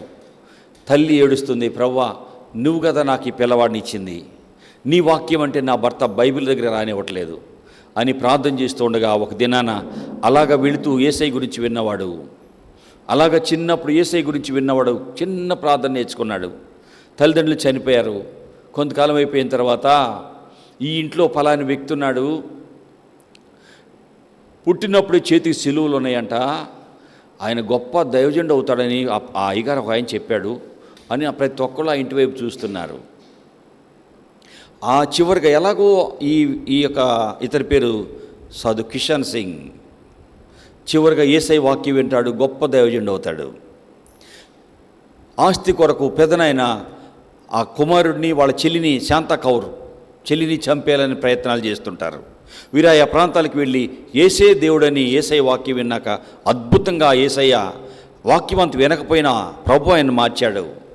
యేసే దేవుడని ప్రకటిస్తూ ఉంటే ఈ వినోదా భావే అని ఆయన సంస్కర్త చెప్తున్నాడు, బాబు ఆ గుహలో ఉన్నారు ఈ వ్యక్తులు, భయంకరమైన దొంగలంట, ఎవ్వరూ వాళ్ళని పట్టుకోలేకపోతున్నారు, మార్చలేకపోతున్నారు, నీవు వారికి యేసయ్య ప్రేమను చాటగలవా? అడవి ప్రాంతం అంటున్నారు కదయ్యా, నాకు తెలియదు కదా, సరే ప్రభువే నన్ను నడిపిస్తాడు అని అడవులు అలాగ వెళుతూ ఉంటాడు. ఎవరో సాధు కిషన్ సింగ్. అలాగ వెళుతూ ఉండగా ఈ భయంకరమైన దొంగలు పట్టుకుంటారు ఆయన్ని, గుహ తీసుకెళ్ళిపోతారు. తీసుకెళ్ళిపోగానే అక్కడ రంబా సింగ్ ఉంటాడు, దేవసింగ్ అని ఇద్దరు ఉంటారు. దేవసింగ్ అని ఆయన ఆ భయంకర దొంగలకు నాయకుడు. అలాగా ఎవరు నువ్వు, ఎలా రాగలిగావు ఇక్కడికి? ఇదిగో వాళ్ళు తీసుకొచ్చారు. ఎలా ఈ ప్రాంతానికి రాగలిగావు? చూస్తూ ఉంటే భయంకరమైనటువంటి దొంగలు యేసయ్య దేవుడు అని ప్రకటించడం ప్రారంభిస్తాడు. నువ్వు ఎలా రాగలిగావు? తుపాకు తీసుకొని కాల్చేయబోతారు. మీరు కాలిస్తే నా ఆత్మ ప్రభు దగ్గరికి వెళ్తుంది, నాకేం భయం లేదు. యేసయ్య మిమ్మల్ని ప్రేమిస్తున్నాడు, మీ కొరకు ప్రాణం పెట్టాడు, మీ జీవితంలో ఆయన మిమ్మల్ని మార్చగలడు అంటూ ఉంటే దేవసింగ్, నన్ను మారుస్తాడా యేసు ప్రభు? ఓ ఇదిగో నా చెయ్యి చచ్చుబడిపోయింది, ఆ చెయ్యి అంతా కూడా ఎండిపోయింది ఒక చెయ్యి, ఈ చేతిని యేసయ్య ఇస్తాడా? నువ్వు నమ్మితే యేసయ్య ఇస్తాడు. ఒకప్పుడు నాకు యేసు ప్రభు తెలియదు, యేసయ్య నా జీవితాన్ని మార్చాడు. నేను సిక్కునే, నువ్వు రంబా సింగ్, దేవసింగ్, మీరు సిక్కులే, యేసు ప్రభు నా జీవితాన్ని మార్చాడు, మిమ్మల్ని మార్చగలడు అని ఆ సాక్ష్యం చెబుతూ ఉంటాడు. ఎవరో సాధు కిషన్ సింగ్ గారు. అలాగ మాట్లాడుతుంటే యేసయ్య నా జీవితాన్ని మారుస్తాడా? అందరూ ఆయన కాల్ చేయడానికి తుపాకీలు గుడి పెడుతుంటే దేవసింగ్ అంటాడు, ఆగండి, ఎందుకు వచ్చాడు, ఏం తెలియకుండా కాల్చద్దు అని వాక్యం అంతా వింటూ ఉంటే యేసయ్య నిన్ను ఖచ్చితంగా ముడతాడు నువ్వు నమ్మితే అని ప్రార్థన చేస్తూ ఉండగా షాక్లాగా అయిపోతుంది. ఎండిపోయిన చెయ్యి బాగైపోతుందండి. కళ్ళ ముందు చెయ్యి బాగైపోతే యేసయ్యని నమ్మి ఆయన ఏడుస్తూ ఉంటాడు. పెద్ద ఆయన, దాదాపు 80 సంవత్సరాలు వయసు ఉన్నటువంటి ఆయన హిమాలయాల్లో గుహలో, పంజాబ్లో గుహల దగ్గర ఉన్నాడు ఆయన. ఆ తర్వాత గదులన్నీ చూపిస్తాడు, ఒక్కొక్క గది చూపిస్తూ ఉంటాడు. ఒక్కొక్క గదిలో ఎన్ని పురులు కనిపిస్తాయి, బంగారము, వజ్రాలు, డబ్బులు కట్టలు, ఎన్ని గదులు ఆ గుహలో, రకరకాల గదులు, గుహల్లో రకరకాల గదులలో ఉన్నటువంటివన్నీ చూపిస్తుంటాడు. ఇదిగో ఇంతమందిని చంపాను, ఇంత దోచుకున్నాను, నాలాంటి వాడిని యేసయ్య క్షమిస్తాడా? ప్రభు క్షమించలేని పాపి అనేవాడు ఎవరో లేరు. నీ హృదయం విరిగితే, నీవు పశ్చాత్తాపడితే యేసు ప్రభు క్షమించలేని పాపి అంటూ ఎవరూ లేరు. దేవసింగ్, యేసయ్య నిన్ను ప్రేమిస్తున్నాడు. ప్రియులరా, భయంకరమైన కరుడుగట్టిన నరహంతకుడు దేవసింగ్ తన పాపాలు ఒప్పుకుంటాడు. ఆ దినాన ఆయన శిష్యుడైనటువంటి రంభాసింగ్ కూడా వస్తాడు.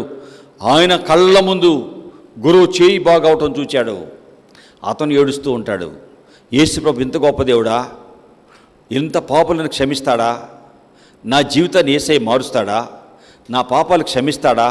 అక్కడ ఇద్దరు పడి ఏడుస్తూ ఉంటారు. ప్రియులారా, ప్రభు అద్భుతముగా వారి పాపాలు క్షమించి వారి ఇక నుండి ఈ దొంగతనాల్లో ఉండము, ఈ గూండాయిజంలో ఉండము, ఈ యొక్క కరుడు కట్టిన దొంగల గుంపులో మేము ఉండము. ఆ బ్యాచ్ అందరికీ చెప్తారు, ఇక నుండి మేము ఈ ముఠాలో ఉండను, నాయకత్వాన్ని తీసుకోను, యేసయ్య నమ్ముకున్నాను వెళ్ళిపోతున్నానంటే వారందరూ మీరు కూడా రండి మనం అందరూ వెళ్ళిపోదామంటే మిగిలిన దొంగలు అంటారు, నో నో నో, మాకు ఈ ఆస్తి కావాలి, మీకు అక్కర్లేదంటున్నారు, వెళ్ళిపోండి, ఇవి మాకు కావాలి అంటారు, అయితే మీరే తీసుకోండి అని ఏం చేస్తారు, వీరిద్దరు బయలుదేరతారండి. బయలుదేరిన తర్వాత మిగిలినటువంటి వారు ఈ యొక్క కిషన్ సింగ్ గారు వెంటపడి వీరిద్దరు బయలుదేరతారు. ఎందుకంటే వీరి హృదయాలు విరిగిపోయినాయి, మారిపోయారు.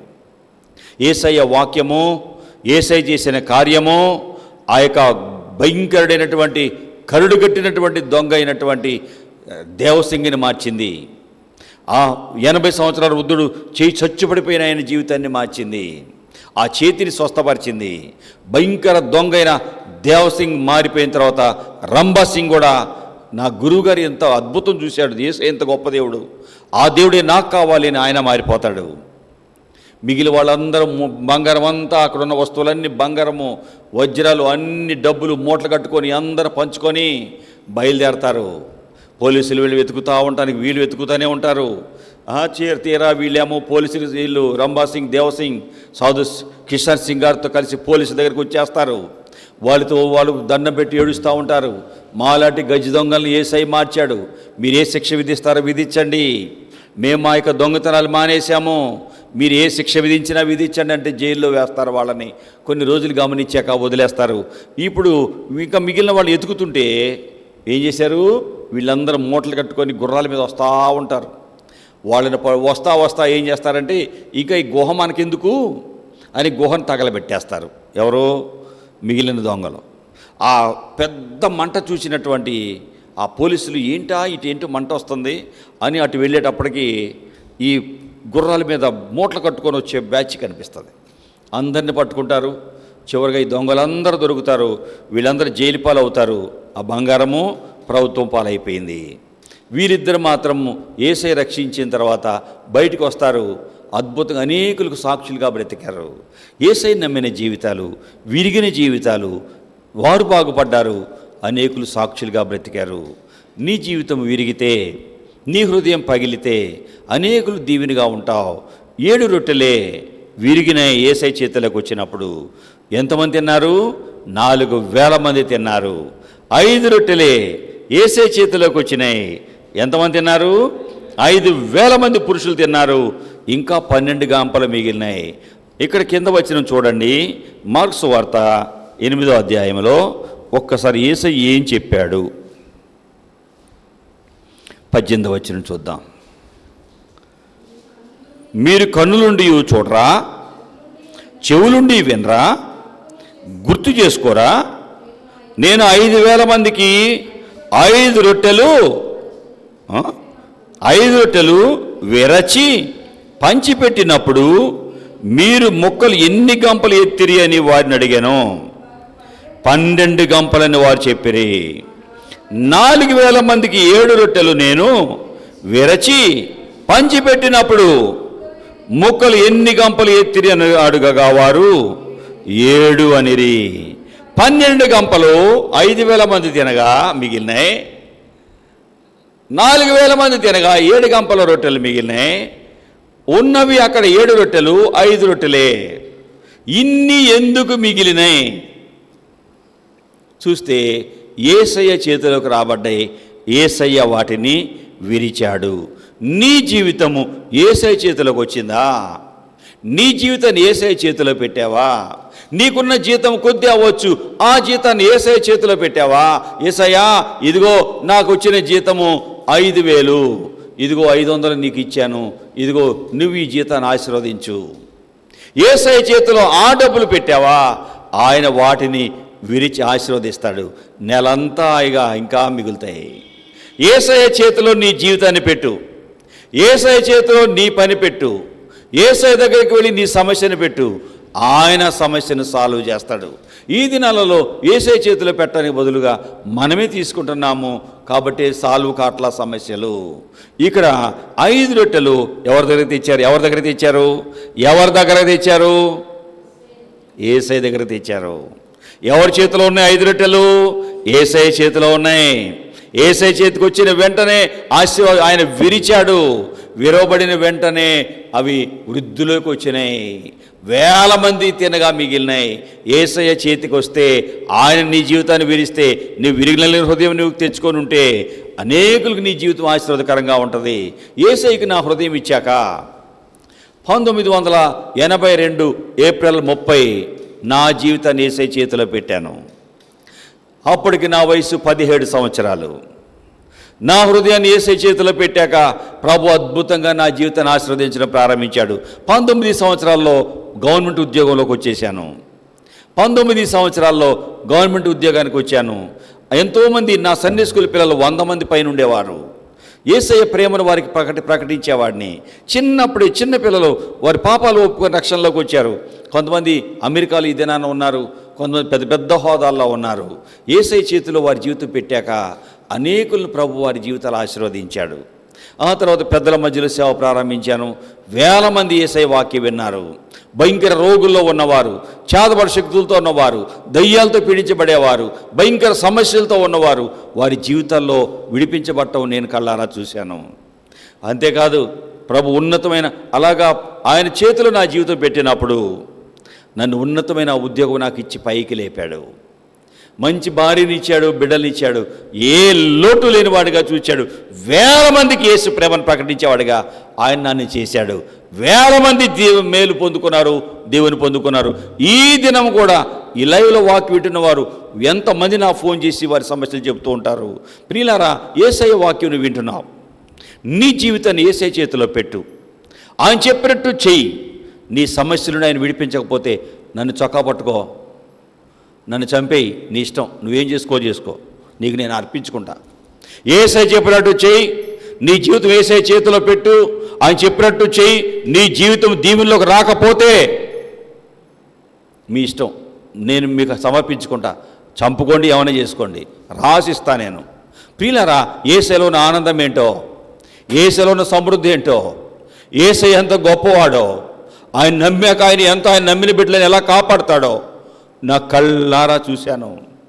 ఆయన ఎంత మంచి దేవుడో, ఆయన నమ్మిన వాడిని ఎలా కాపాడుతాడో అనుభవించాను నేను. కాబట్టి మీకు ఇంత ధైర్యంగా నేను చెప్పగలుగుతున్నాను. యేసయ్య దగ్గరికి వచ్చారా? మీ జీవితాన్ని యేసయ్య చేతిలో పెట్టారా? విరిగిన హృదయం నువ్వు సంపాదించావా? విరిస్తేనే యేసయ్య చేతికి వచ్చినప్పుడు ఆ చేతిలో ఉన్నప్పుడు విరవబడుతుంది. విరవబడినప్పుడు మాత్రమే నీ జీవితం ఆశీర్వదించబడుతుంది. ఎంతమంది జీవితాలు దేవుడు తెలియక దుఃఖములో కష్టాలలో నశించిపోతున్న జీవితాలు. ఒక దిన నా ఒక సహోదరుడు మంగళగిరి వచ్చాడు. చాలా క్లిష్ట సమయంలో ఆ కుమార్తె ఉంది, ఒక కుమారుడు కుమార్తె వాళ్ళకి. ఆ కుమార్తె విరోచనాలతో బాధపడుతుంది. హాస్పిటల్లో ప్రైవేట్ హాస్పిటల్ చూపించే స్తోమత లేక గవర్నమెంట్ హాస్పిటల్లో వాళ్ళు ఇచ్చే మందులు వాడుతున్న ఆ బిడ్డ బాగు కాలేదు. భయంకరమైన విరోచనాలతో తేలబడిపోయింది. అటువంటి సమయంలో అక్కడ మన మందిరం దగ్గర ఆదివారము ఆ చిన్న బిడ్డను తీసుకొని ఆ తల్లి ఏడుస్తుంది. యేసయ్య అంటే తెలియని ఆమె. వెంకటేశ్వరరావు నాయక్, లీలా, ఆ బిడ్డలు భార్యాభర్తలు ఇద్దరు ఆ చిన్న బిడ్డను తెచ్చి ఏడుస్తున్నారు. అయ్యా యేసయ్య ఉన్న ముడతాడు, యేసయ్య ముడతాడని పక్కన వాళ్ళు చెప్పారు. అదిగో చర్చి ఉంది, పాస్టర్ గారు ఉన్నారు అక్కడ, తీసుకెళ్ళు యేసయ్య ముడతాడని చెప్పారయ్యా. తెచ్చామయ్యా, ఇదిగో మా బిడ్డ అని పడుకోబెట్టారు. మొత్తం ఈగల వాళ్ళతోనే సన్నగా తేలబడిపోయింది ఆ బిడ్డ. పొట్టంత లోపలికి వెళ్ళింది. ఇట్లా ముట్టుకుంటే ముడతలు పడిపోతున్నాయి శరీరం. అటువంటి సమయంలో ఆ బిడ్డకి కొరకు ప్రార్థన చేస్తున్నాం. యేసు ప్రభువా, నిజమైన దేవుడవు నీవు, సజీవుడైన దేవుడవు నీవు, నీ చేతులు ఈ బిడ్డను పెడుతున్నాం, మీరు ముట్టండి. ప్రియులారా, ప్రార్థన చేసి ఆ బిడ్డకి కొంచెం మజ్జిగ ఇచ్చాము, కొంచెం టైం ఉంచాము. సాయంత్రం మేము వెళ్ళే వరకు కూర్చోబెట్టి ఉంచుకున్నాం. ఆ తర్వాత తల్లిదండ్రులతో కూడా మాట్లాడాము. యేసయ్య నమ్ముకోండి, ఏం చేస్తారు మీరు అంటే, అయ్యా ఇక్కడ ఒక చిన్న ఇల్లు కడుతుంటే వాళ్ళు 5,000 ఇస్తారయ్యా, ఇక్కడ ఉంటున్నాము. 5,000 కాదు, దాదాపు 1,000-1,500 ఏమో ఇస్తున్నారు. ఇక్కడ ఉంటున్నాము చాలా కాలం క్రితం, ఇక్కడ ఉంటున్నామయ్యా ఆ ఇల్లు కాచుకుంటూ అని చెప్పారండి. అలా వాక్యం వింటూ ఉండేవారు. ఒక దినాన వాక్యం విన్న తర్వాత ఆ కుర్రవాడు చెప్తున్నాడు, అయ్యా మా జీవితంలో మాది మాచల దగ్గర కొత్త పొలారెడ్డిగూడెం, ఈ ప్రాంతంలో మేము ఉండేవారము. అక్కడ చిన్న గొడవ అయింది. మా అన్న చెల్లెల పిల్లల మధ్యలో చిన్న గొడవ అవుతుంటే, ఏంట్రా బుద్ధి లేదురా అని, అమ్మాయిని తిడతావరా అని నెట్టానండి. వెంటనే వెనక్కి పడ్డాడు. తమ్ముడు వరస అవుతాడు, కింద పడ్డాడు. వెనక రోలు తగిలి అలా కోమాకి వెళ్ళిపోయాడు. కోమాకి వెళ్ళి హాస్పిటల్ చేర్చారు, చనిపోయాడు. పోలీసులు మమ్మల్ని పట్టుకుంటారేమోనని, జైలు పాలవుతామేమోనని ఆత్మహత్య చేసుకుందాం, చచ్చిపోదాం, పోలీసుల కేసులు అంటే మనకు తెలుసు కదా, వాళ్ళు ఊరికే వదలరు అని చచ్చిపోదాం అనుకుంటే నా భార్య అంది, ఇక్కడెందుకు ఇటు పారిపోదామని అలా పారిపోయి ముంబై వెళ్ళాం.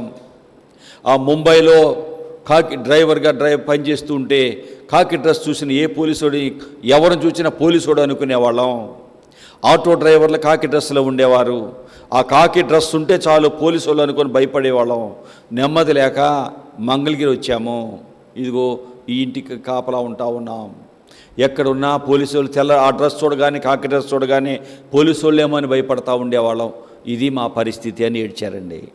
యేసయ్య వాక్యం విన్నాక అతని తప్పులేదు అర్థం, ఇలా నేను చంపలేదయ్యా, ఏంట్రా తిడతావేంట్రా అని నెట్టానయ్యా, పొరపాటున పడ్డాడు, రోలు తగిలి వెనక తలకి ఇట్లా పడిపోయాడు, అలా కోమలోకి వెళ్ళిపోయాడు, చనిపోయాడు. ఇది జరిగింది, చంపలేదు అని ఏడుస్తున్నాడు. ప్రియులారా, దేవుని వాక్యం విన్నారు. ఆ పిల్ల బాగైపోయింది. తర్వాత జీవనంగా మన సహోదరులే అతనికి పండ్ల వ్యాపారము, సైకిల్ కొనిచ్చి కొన్ని పండ్లు, మామిడికాయలు, దానిమ్మకాయలు, యాపిల్ అవి ఇచ్చి బండి పంపి ఊరెళ్ళి అమ్ముకునేవాడు. అలా జీవనం సాగుతూ ఉంది. పిల్లవాడు చదువుతున్నాడు. కుటుంబము దేవుని వాక్యం విన్నాక ఒక్కొక్క పాపాన్ని ఒప్పుకోవడం ప్రారంభించాడు. ఇంటికి ఆ ఊరు వెళ్ళిపోయాడు. ఆ బంధువుల దగ్గరికి వెళ్ళిపోయాడు. నన్ను క్షమించనని అడిగాడు. ప్రియులారా, ప్రభు అద్భుతముగా ప్రభు ఆ కుటుంబాన్ని ముట్టాడు. ఆ సహోదరి తన భార్యకి ఇక్కడ పెద్ద గడ్డలు ఉండేవి. ఆ గడ్డలు ఆపరేషన్ చేసిన మళ్ళీ పెరుగుతూ ఉండేవి. ప్రభుకి ఎప్పుడైతే వారి హృదయం ఇచ్చారో అద్భుతంగా ఆ సహోదరిని ప్రభు ముట్టాడు, గడ్డల నుండి విడిపించాడు. బిడ్డలు అనారోగ్యం నుండి ప్రభు కాపాడాడు. భయంకర త్రాగుబోతున్నటువంటి వెంకటేశ్వరరావు నాయక్ బాగైపోయాడు, త్రాగు నుండి విడిపించబడ్డాడు. అప్పుల్లో ఉన్న కుటుంబము, సమాధానం లేని కుటుంబము యేసయ్య హృదయం ఎప్పుడైతే ఇచ్చాడో, యేసయ్య హృదయం ఇచ్చాక విరిగిపోయి ఒక్కొక్కరి దగ్గర క్షమాపణ అడిగినప్పుడు ప్రభు ఆ కుటుంబాన్ని ఉన్నతమైన వానిగా లేపాడు. ఇది నా కుర్రవాడు బ్రేక్ ఇన్స్పెక్టర్గా పెద్ద ఉద్యోగం చేస్తున్నాడు. దేవుని దగ్గరికి వచ్చావు, దేవుని వాక్యం వింటున్నావు, విరిగిందా నీ హృదయం? తగ్గించుకునే మనసు వచ్చిందా నీకు? దేవుని చేతిలో పెడితే మాత్రమే నీ బ్రతుకు మారుతుంది. ఈ లోకములు ఎవరి చేతిలో నీ జీవితం పెట్టినా నీ జీవితంలో ఆశీర్వాదం రాదు. ప్రభు దగ్గరికి రా, ప్రభు చేతిలో నీ జీవితం పెట్టు. 2-5 రొట్టెలే ప్రభు చేతికి ఎప్పుడైతే వచ్చినాయో 1000 మంది తిన్నగా ఇంకా ఆశీర్వాదం పెళ్ళుబుకుతూనే ఉంది. యేసయ్య చేతిలో నీ జీవితం పెట్టు. నా అప్పులు ఎవరు తీర్చలేరు, ఈ నా కష్టాలు ఎవరు తీర్చలేరు, నా అనారోగ్యం ఎవరు బాగు చేయలేరు, నా బాధలు ఎవరు తీర్చలేరు అనుకుంటున్నావా? యేసయ్య దగ్గరికి రా, నీ జీవితం యేసయ్య చేతిలో పెట్టు. నిన్ను నీ కుటుంబాన్ని ఎంత పైకి లేపుతాడో నువ్వు చూసుకో. యేసయ్య దగ్గరికి వచ్చాడు, 5 రొట్టెలు తెచ్చిపెట్టారు, వేల మంది. మొదట్లోనేమో గొప్ప సమూహం కనిపిస్తుంది, 5 రొట్టెలే 2 చేపలే ఉన్నాయి.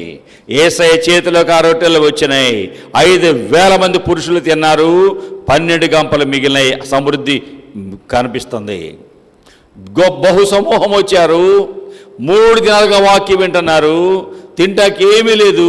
అలాగే పంపించొద్దని ప్రభు అంటే 7 రొట్టెలే ఉన్నాయ్యా అంటున్నారు. ఈ బహు సమూహము అంటున్నారు. 4,000 మంది 4,000 మంది పురుషులు కాదు, పురుషులు స్త్రీలు పిల్లలు అందరూ కలిపి ఉంది అక్కడ.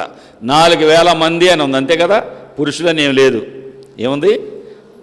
4,000 మంది అంతే. పురుషులు స్త్రీలు పిల్లలు అందరూ కలిపి 4,000 మంది. అక్కడేమో 5 రొట్టెల దగ్గరేమో 5,000 మంది పురుషులు మాత్రమే కనిపిస్తున్నారు. ఇంకా స్త్రీలు ఎంతమంది ఉన్నారు, పిల్లలు ఎంతమంది, అవన్నీ లెక్కెడితే చాలా ఎక్కువ అవుతుంది. గొప్ప సమూహము అంటున్నాడు. గొప్ప సమూహంలో 5,000 మంది పురుషులు అంటే స్త్రీలు ఎంతమంది ఉండొచ్చు మందిరంలో? ఈ పురుషులు ఎక్కువ మంది డబుల్ ఉంటారా స్త్రీలు? చెప్పండి. పురుషులు కానీ డబుల్ ఉంటారుగా? ఏంటమ్మా లెక్క చెప్పండి. ఉంటారా? డబుల్ ఉంటారు కదా. సరే, 5,000కి పురుషులకి స్త్రీలు ఎంతమంది అయ్యి ఉంటారు? 10,000 మంది అనుకుందాం. పురుషుల్లో సగం మంది అనుకుందాం, మా పిల్లలు. స్త్రీలలో సగం మంది అనుకుందాం, 2,500 అనుకుందాం. ఎంతమంది ఇప్పుడు మొత్తం జనం అయి ఉంటారు? ఇప్పుడు పురుషులు 5,000 మంది, డబల్ ఉంటారు స్త్రీలు 10,000 మంది, 15,000 మంది. పురుషుల్లో సగం వేసుకుందాం, 5,000 సగం 2,500. ఎంతమంది జనం అయ్యారు ఇప్పుడు అక్కడ? 17,500 మంది అయ్యారు. బహుజనం. ఇంతమంది తినగా ఎన్ని మిగిలినాయి? 12 గంపలు మిగిలినాయి. ఇక్కడ 7 రొట్టెలు ఉన్నాయి, బహుసమూహం వచ్చారు, 4,000 మంది తిన్నారు. ఎన్ని మిగిలినాయి? ఎన్ని గంపలు మిగిలినాయి? ఎన్ని? 7 రొట్టెలు. ఎన్ని రొట్టెలు? 7 రొట్టెలు విరిచిన తర్వాత 4,000 మంది తిన్నారు, 7 గంపలు మిగిలినాయి. యేసయ్య చేతిలో నీ జీవితం పెడితే, యేసయ్యా మొద్దోడినయ్యా, నా జీవితం నీకు ఇస్తున్నానయ్యా, నువ్వు చూసుకొని ప్రభు చేతిలో నీ జీవితం పెట్టావా, నీ జీవితం వర్ధిల్లుతుంది. నేను చేసింది అదే. యేసయ్య చేతిలో నా జీవితాన్ని పెట్టాను. ఎవరూ సహాయం చేయలేనంతగా ప్రభు నన్ను లేపాడు. అరే ప్రభాకర్ గారు అబ్బాయిరా, వాడు 2వ అబ్బాయి అంటరా, జిల్లా సర్వేర్రా అన్నారు మా ఊర్లో. నాకు దండాలు పెట్టేవాళ్ళు, నా బ్యాగ్ మోసుకుని మా ఇంటికి తెచ్చేవారు. ఎందుకు, ఎక్కడి నుంచి వచ్చింది ఈ ఘనత? ప్రభు చేతిలో నా జీవితం పెట్టినప్పుడు. ప్రభు చేతిలో నా జీవితం ఎప్పుడైతే పెట్టానో, ఎవరో మార్చలేనంతగా ప్రభు నా జీవితాన్ని పైకి లేపాడు. నీ జీవితం ఎక్కడుంది? నీ జీవితం ఎవరి చేతిలో పెట్టావు? అప్పులోడి చేతిలో పెట్టావా? దోచుకుంటారు. లోకస్తుల చేతిలో పెట్టావా? అన్యాయమైపోతావు. పెద్దోళ్ళ చేతిలో పెట్టావా? దిగాలు పడతావు. తల్లిదండ్రుల చేతిలో పెట్టావా? మా చేత కాదు అనొచ్చు, మా దగ్గర ఏముంది అనొచ్చు. నువ్వు ఒకడివే కాదురా, ఇంకా 3 పిల్లలు ఉన్నారు, వాళ్ళ సంగతి ఏంటి అంటారు. ఈ లోకంలో ఎవరి చేతిలో పెట్టినా నీకు మిగిలేది దుఃఖమే.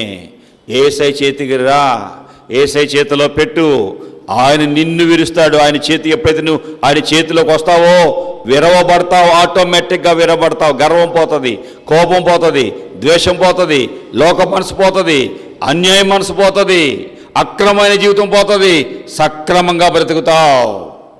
యేసయ్య చేతిలో నీ జీవితం ఎప్పుడైతే పెడతావో విరిగిపోతుంది నీ బ్రతుకు. ఆ మనసంతా, లోక మనసంతా మాయమైపోతుంది. చెడు స్నేహితులా, నేను మీతో స్నేహం చేయనంటావు. చెడు ఆలోచనలా, ఈ ఆలోచనలు నాకు వద్దు అంటావు. చెడు మాటలా, ఈ మాటలు నాకు కాదు, నేను యేసయ్య చేతిలో ఉన్నాను అంటావు. యేసయ్యకి ఇష్టంగా బ్రతుకుతానంటావు. యేసయ్య నిన్ను పైకి లేపుతాడు. యేసయ్య చేతిలో మన జీవితాన్ని పెడదాం. వెంకటేశ్వరరావు నాయక సహోదరుడు యేసయ్య చేతిలో ఆ కుటుంబాన్ని పెట్టుకున్నాడు. యేసు ప్రభు అంటే తెలియనటువంటి భయంకర విగ్రహార్థన నా కుటుంబము ప్రభు చేతికి ఎప్పుడైతే వచ్చిందో, ప్రభు చేతులు ఎప్పుడైతే పెట్టాడో, రోగాల నుండి విడిపించాడు, అనారోగ్యం నుండి విడిపించాడు. చివరిగా పోలీసుల దగ్గరికి వెళ్ళాడు. అయ్యా, నేను ఇలాగ తెలియక చేశాను, నన్ను క్షమించండి అన్నప్పుడు ప్రభు అద్భుతంగా అతను విడిపించాడు. ప్రియులారా, ఆ పిల్లవాడు కూడా మంచి స్టేజ్కి వచ్చాడు. దేవుని వాక్యం నువ్వు వింటున్నావు, ప్రభు దగ్గరకు వచ్చావు. ఏ స్టేజ్లో నీవు ఉన్నావు? నీ జీవితం ఎలా ఉంది? ఏసీ చేతులు పెట్టాను అనుకుంటూ నీ చేతిలో ఉంచుకుంటావా? ఒకసారి పిల్లవాడు, నాయన నాకు బిస్కెట్ ఆ చేతి తినేది నా పెట్టవా అంటే ఏం చేస్తాడు? ఇట్లా పెట్టి చెప్పండి, ఏం చేస్తాడు చెప్పండి అమ్మా తల్లులారా. అమ్మ నా బిస్కెట్ నాకు ఇయ్యమ్మా, నువ్వు మంచిదని కదా అంటే పెట్టి ఇట్లా దాకా పెట్టి మళ్ళీ ఆక్కుంటాడు. ఈ దినాల్లో మనుషులు కూడా అంతే ఉన్నారు. యేసయ్యా నీ చేతిలో పెడుతున్నాను కదయ్యా అంటున్నారు, వస్తున్నారు, మళ్ళీ నా పని నాకు ఉందలేయ్యా, నేను చూసుకుంటానులేయ్యా, వెళ్ళిపోతున్నావు. అందుకే నీ సమస్యలు తీరటం లేదు. యేసయ్య చేతిలో పెడతానంటున్నావు, మళ్ళీ యేసయ్య అంటున్నావు, మళ్ళీ నీ దారి నీదే. అందుకే మనం ఇలాగ ఉండిపోయాం. కాదు, ప్రభు చేతిలో పెట్టేయి, ఆయన విరుస్తాడు. ఎప్పుడైతే ఆయన చేతిలోకి వెళ్తామో ఆయన విరుస్తాడు. ఇక ఆశీర్వాదాలు పెళ్ళిపుతాయి, బిడ్డలు చదువుతారు, మన కుటుంబాల్లో ఉన్నతమైన మెట్టుకు వస్తాయి. యేసయ్య చేతిలో మా అమ్మగారు ఆమె యేసయ్య చేతిలో జీవితం పెట్టినప్పుడు భయంకర త్రాగుబోతైనా గుండె జబ్బుతో బాధపడుతున్న మా నాన్నగారు గుండె జబ్బు మాయమైపోయింది, త్రాగుడు మాయమైపోయింది. ప్రభు అద్భుతంగా ఆయన్ని ముట్టాడు, రక్షించాడు, గొప్ప సేవ చేశాడు. ప్రియులారా, ఎక్కడున్నావు? నీ జీవితం ఎక్కడ పెడుతున్నావు? ప్రభు ఆసన్నుడు దగ్గరగా ఉంటాడు. ఎవరికి? 34:18 మళ్ళీ చదువుదాం. విరిగిన హృదయం గలవానికి యెహోవా ఆసన్నుడు. విరిగిన హృదయం గలవారికి యెహోవా ఆసన్నుడు, దగ్గర ఉంటాడు. నలిగిన మనసు గలవారిని ఆయన రక్షించును. నలిగిన మనసు నలిగితుంది, ఆయన అటువంటి వారిని రక్షిస్తాడు. దగ్గరుంటాడు, రక్షిస్తాడు. విరిగిన హృదయమా దగ్గరుంటాడు, నలిగిన మనసా రక్షిస్తాడు. ఎప్పుడైతే విరిగి నలిగిన మనసు హృదయం ఉంటుందో వృద్ధిలోకి నువ్వు వస్తావు, అనేకులు దీవెనగా ఉంటావు, ఆశీర్వాదాలు పెళ్ళిపుతూ ఉంటాయి. అలాగ ఉన్నట్లుగా ప్రభు మనకి సహాయం చేయనుగాక. ఆమెన్. మన హృదయాలు విరిగితే, తగ్గించుకుంటే, దీనులుగా ఉంటే ప్రభు దగ్గరగా ఉండి మన సహాయం చేస్తాడు. ప్రభువుకు చెబుదాం, ప్రభువా గర్వం ఉంది నాలో, క్షమించు. ఇంకా లోకపు మనసు పోవట్లేదు, క్షమించు. ఇంకా నేను దిద్దుకోలేకపోతున్నాను, క్షమాపణ అడగలేకపోతున్నానంటే గర్వం ఉంది, క్షమించు. అయ్యా ఇంకా ఇంతకాలం ఇలా ఉంటానయ్యా, నీ కొరకు నేను సిద్ధమవుతానయ్యా, నన్ను క్షమించు. నీ చేతులు నా జీవితాన్ని పెడతానయ్యా, నా ఇష్టము వద్దయ్యా, నా జీవితాన్ని నీ చేతులు పెడతానయ్యా, నన్ను క్షమించు, నన్ను క్షమించు.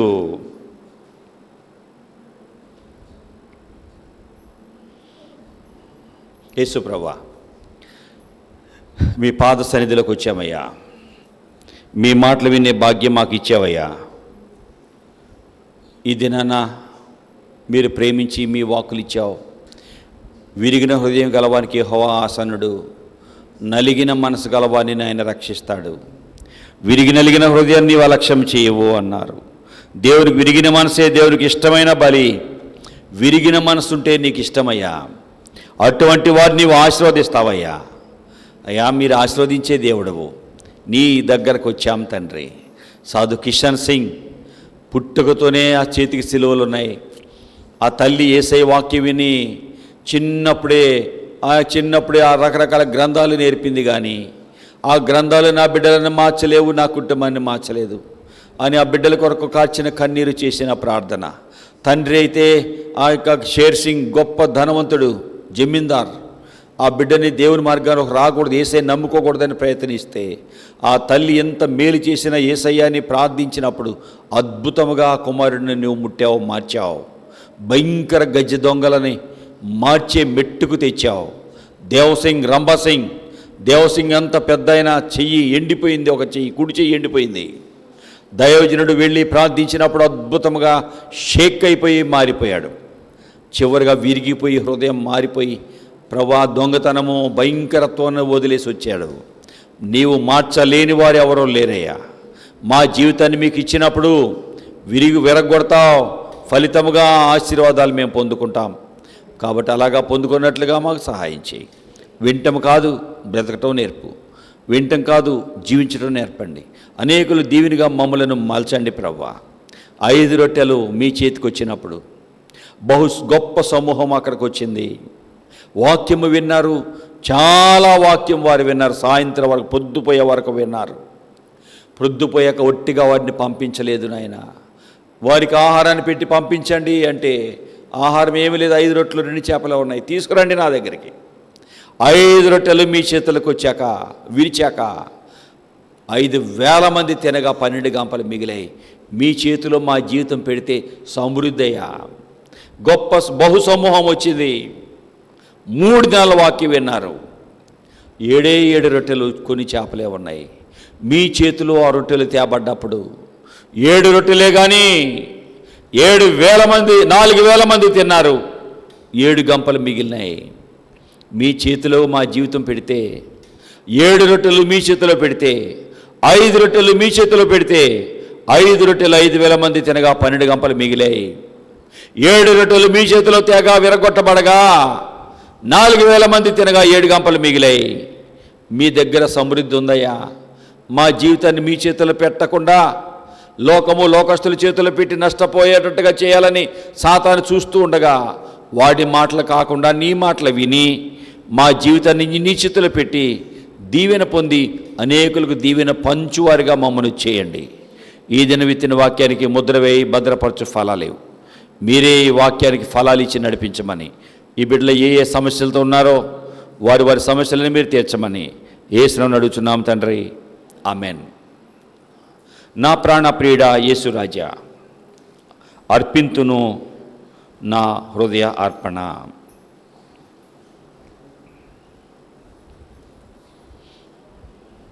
నూట 20.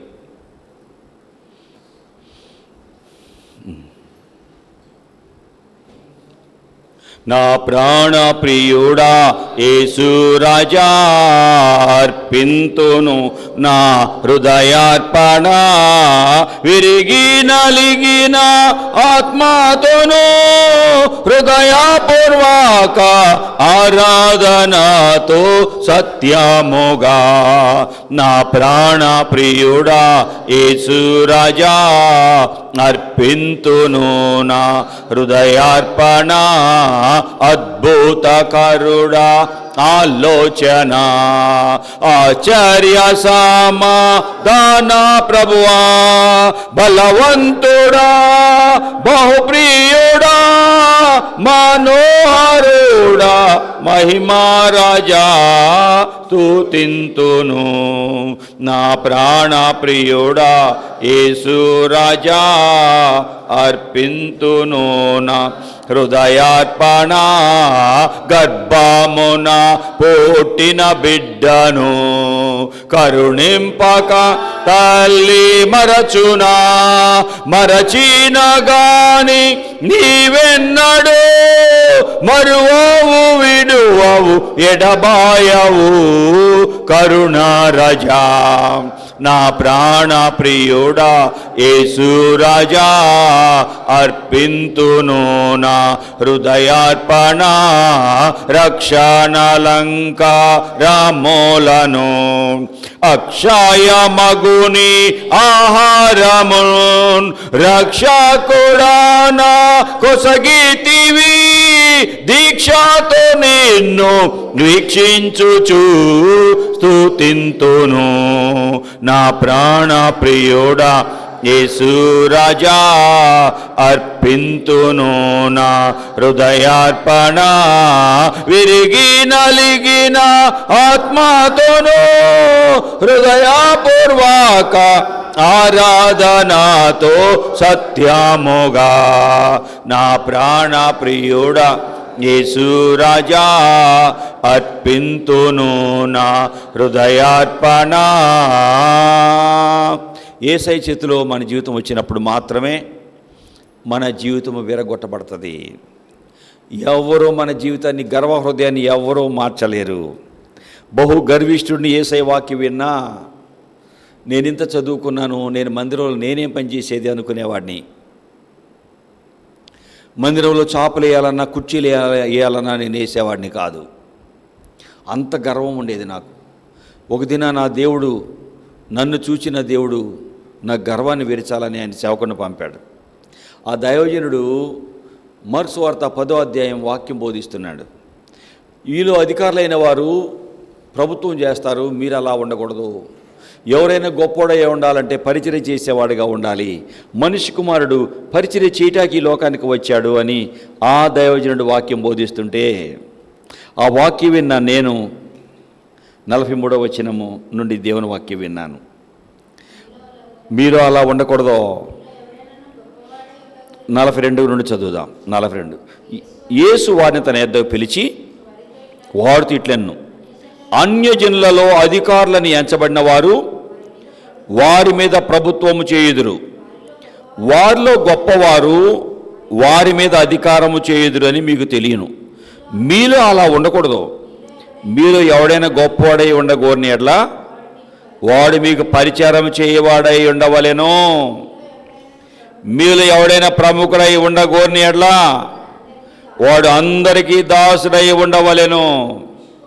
మనిషి కుమారుడు అంటే యేసు ప్రభు పరిచారం చేయించుకోవడానికి రాలేదు, కానీ పరిచారం చేయటానికి అనేకులు ప్రతిగా విమోచన క్రైతనముగా తన ప్రాణమీయటానికి వచ్చాడు. ఈ వాక్యం విన్నప్పుడు నా గర్వం పటాపంచలైంది. పిల్లవాడి వలె మోకరించి ఏడ్చా. ఆ గర్వం మాయమైపోయింది. మందిరంలో ఓడటం నేర్చుకున్నా, మందిరంలో చాపలు వేయటం నేర్చుకున్నా. మెయిన్ రోడ్లో వినుకొండలో ఉండేది మందిరం. బయట కూడా ఊడుస్తుంటే మా ఆఫీసులో నాకు మా గది, నాకు క్వార్టర్ ఉంటుంది.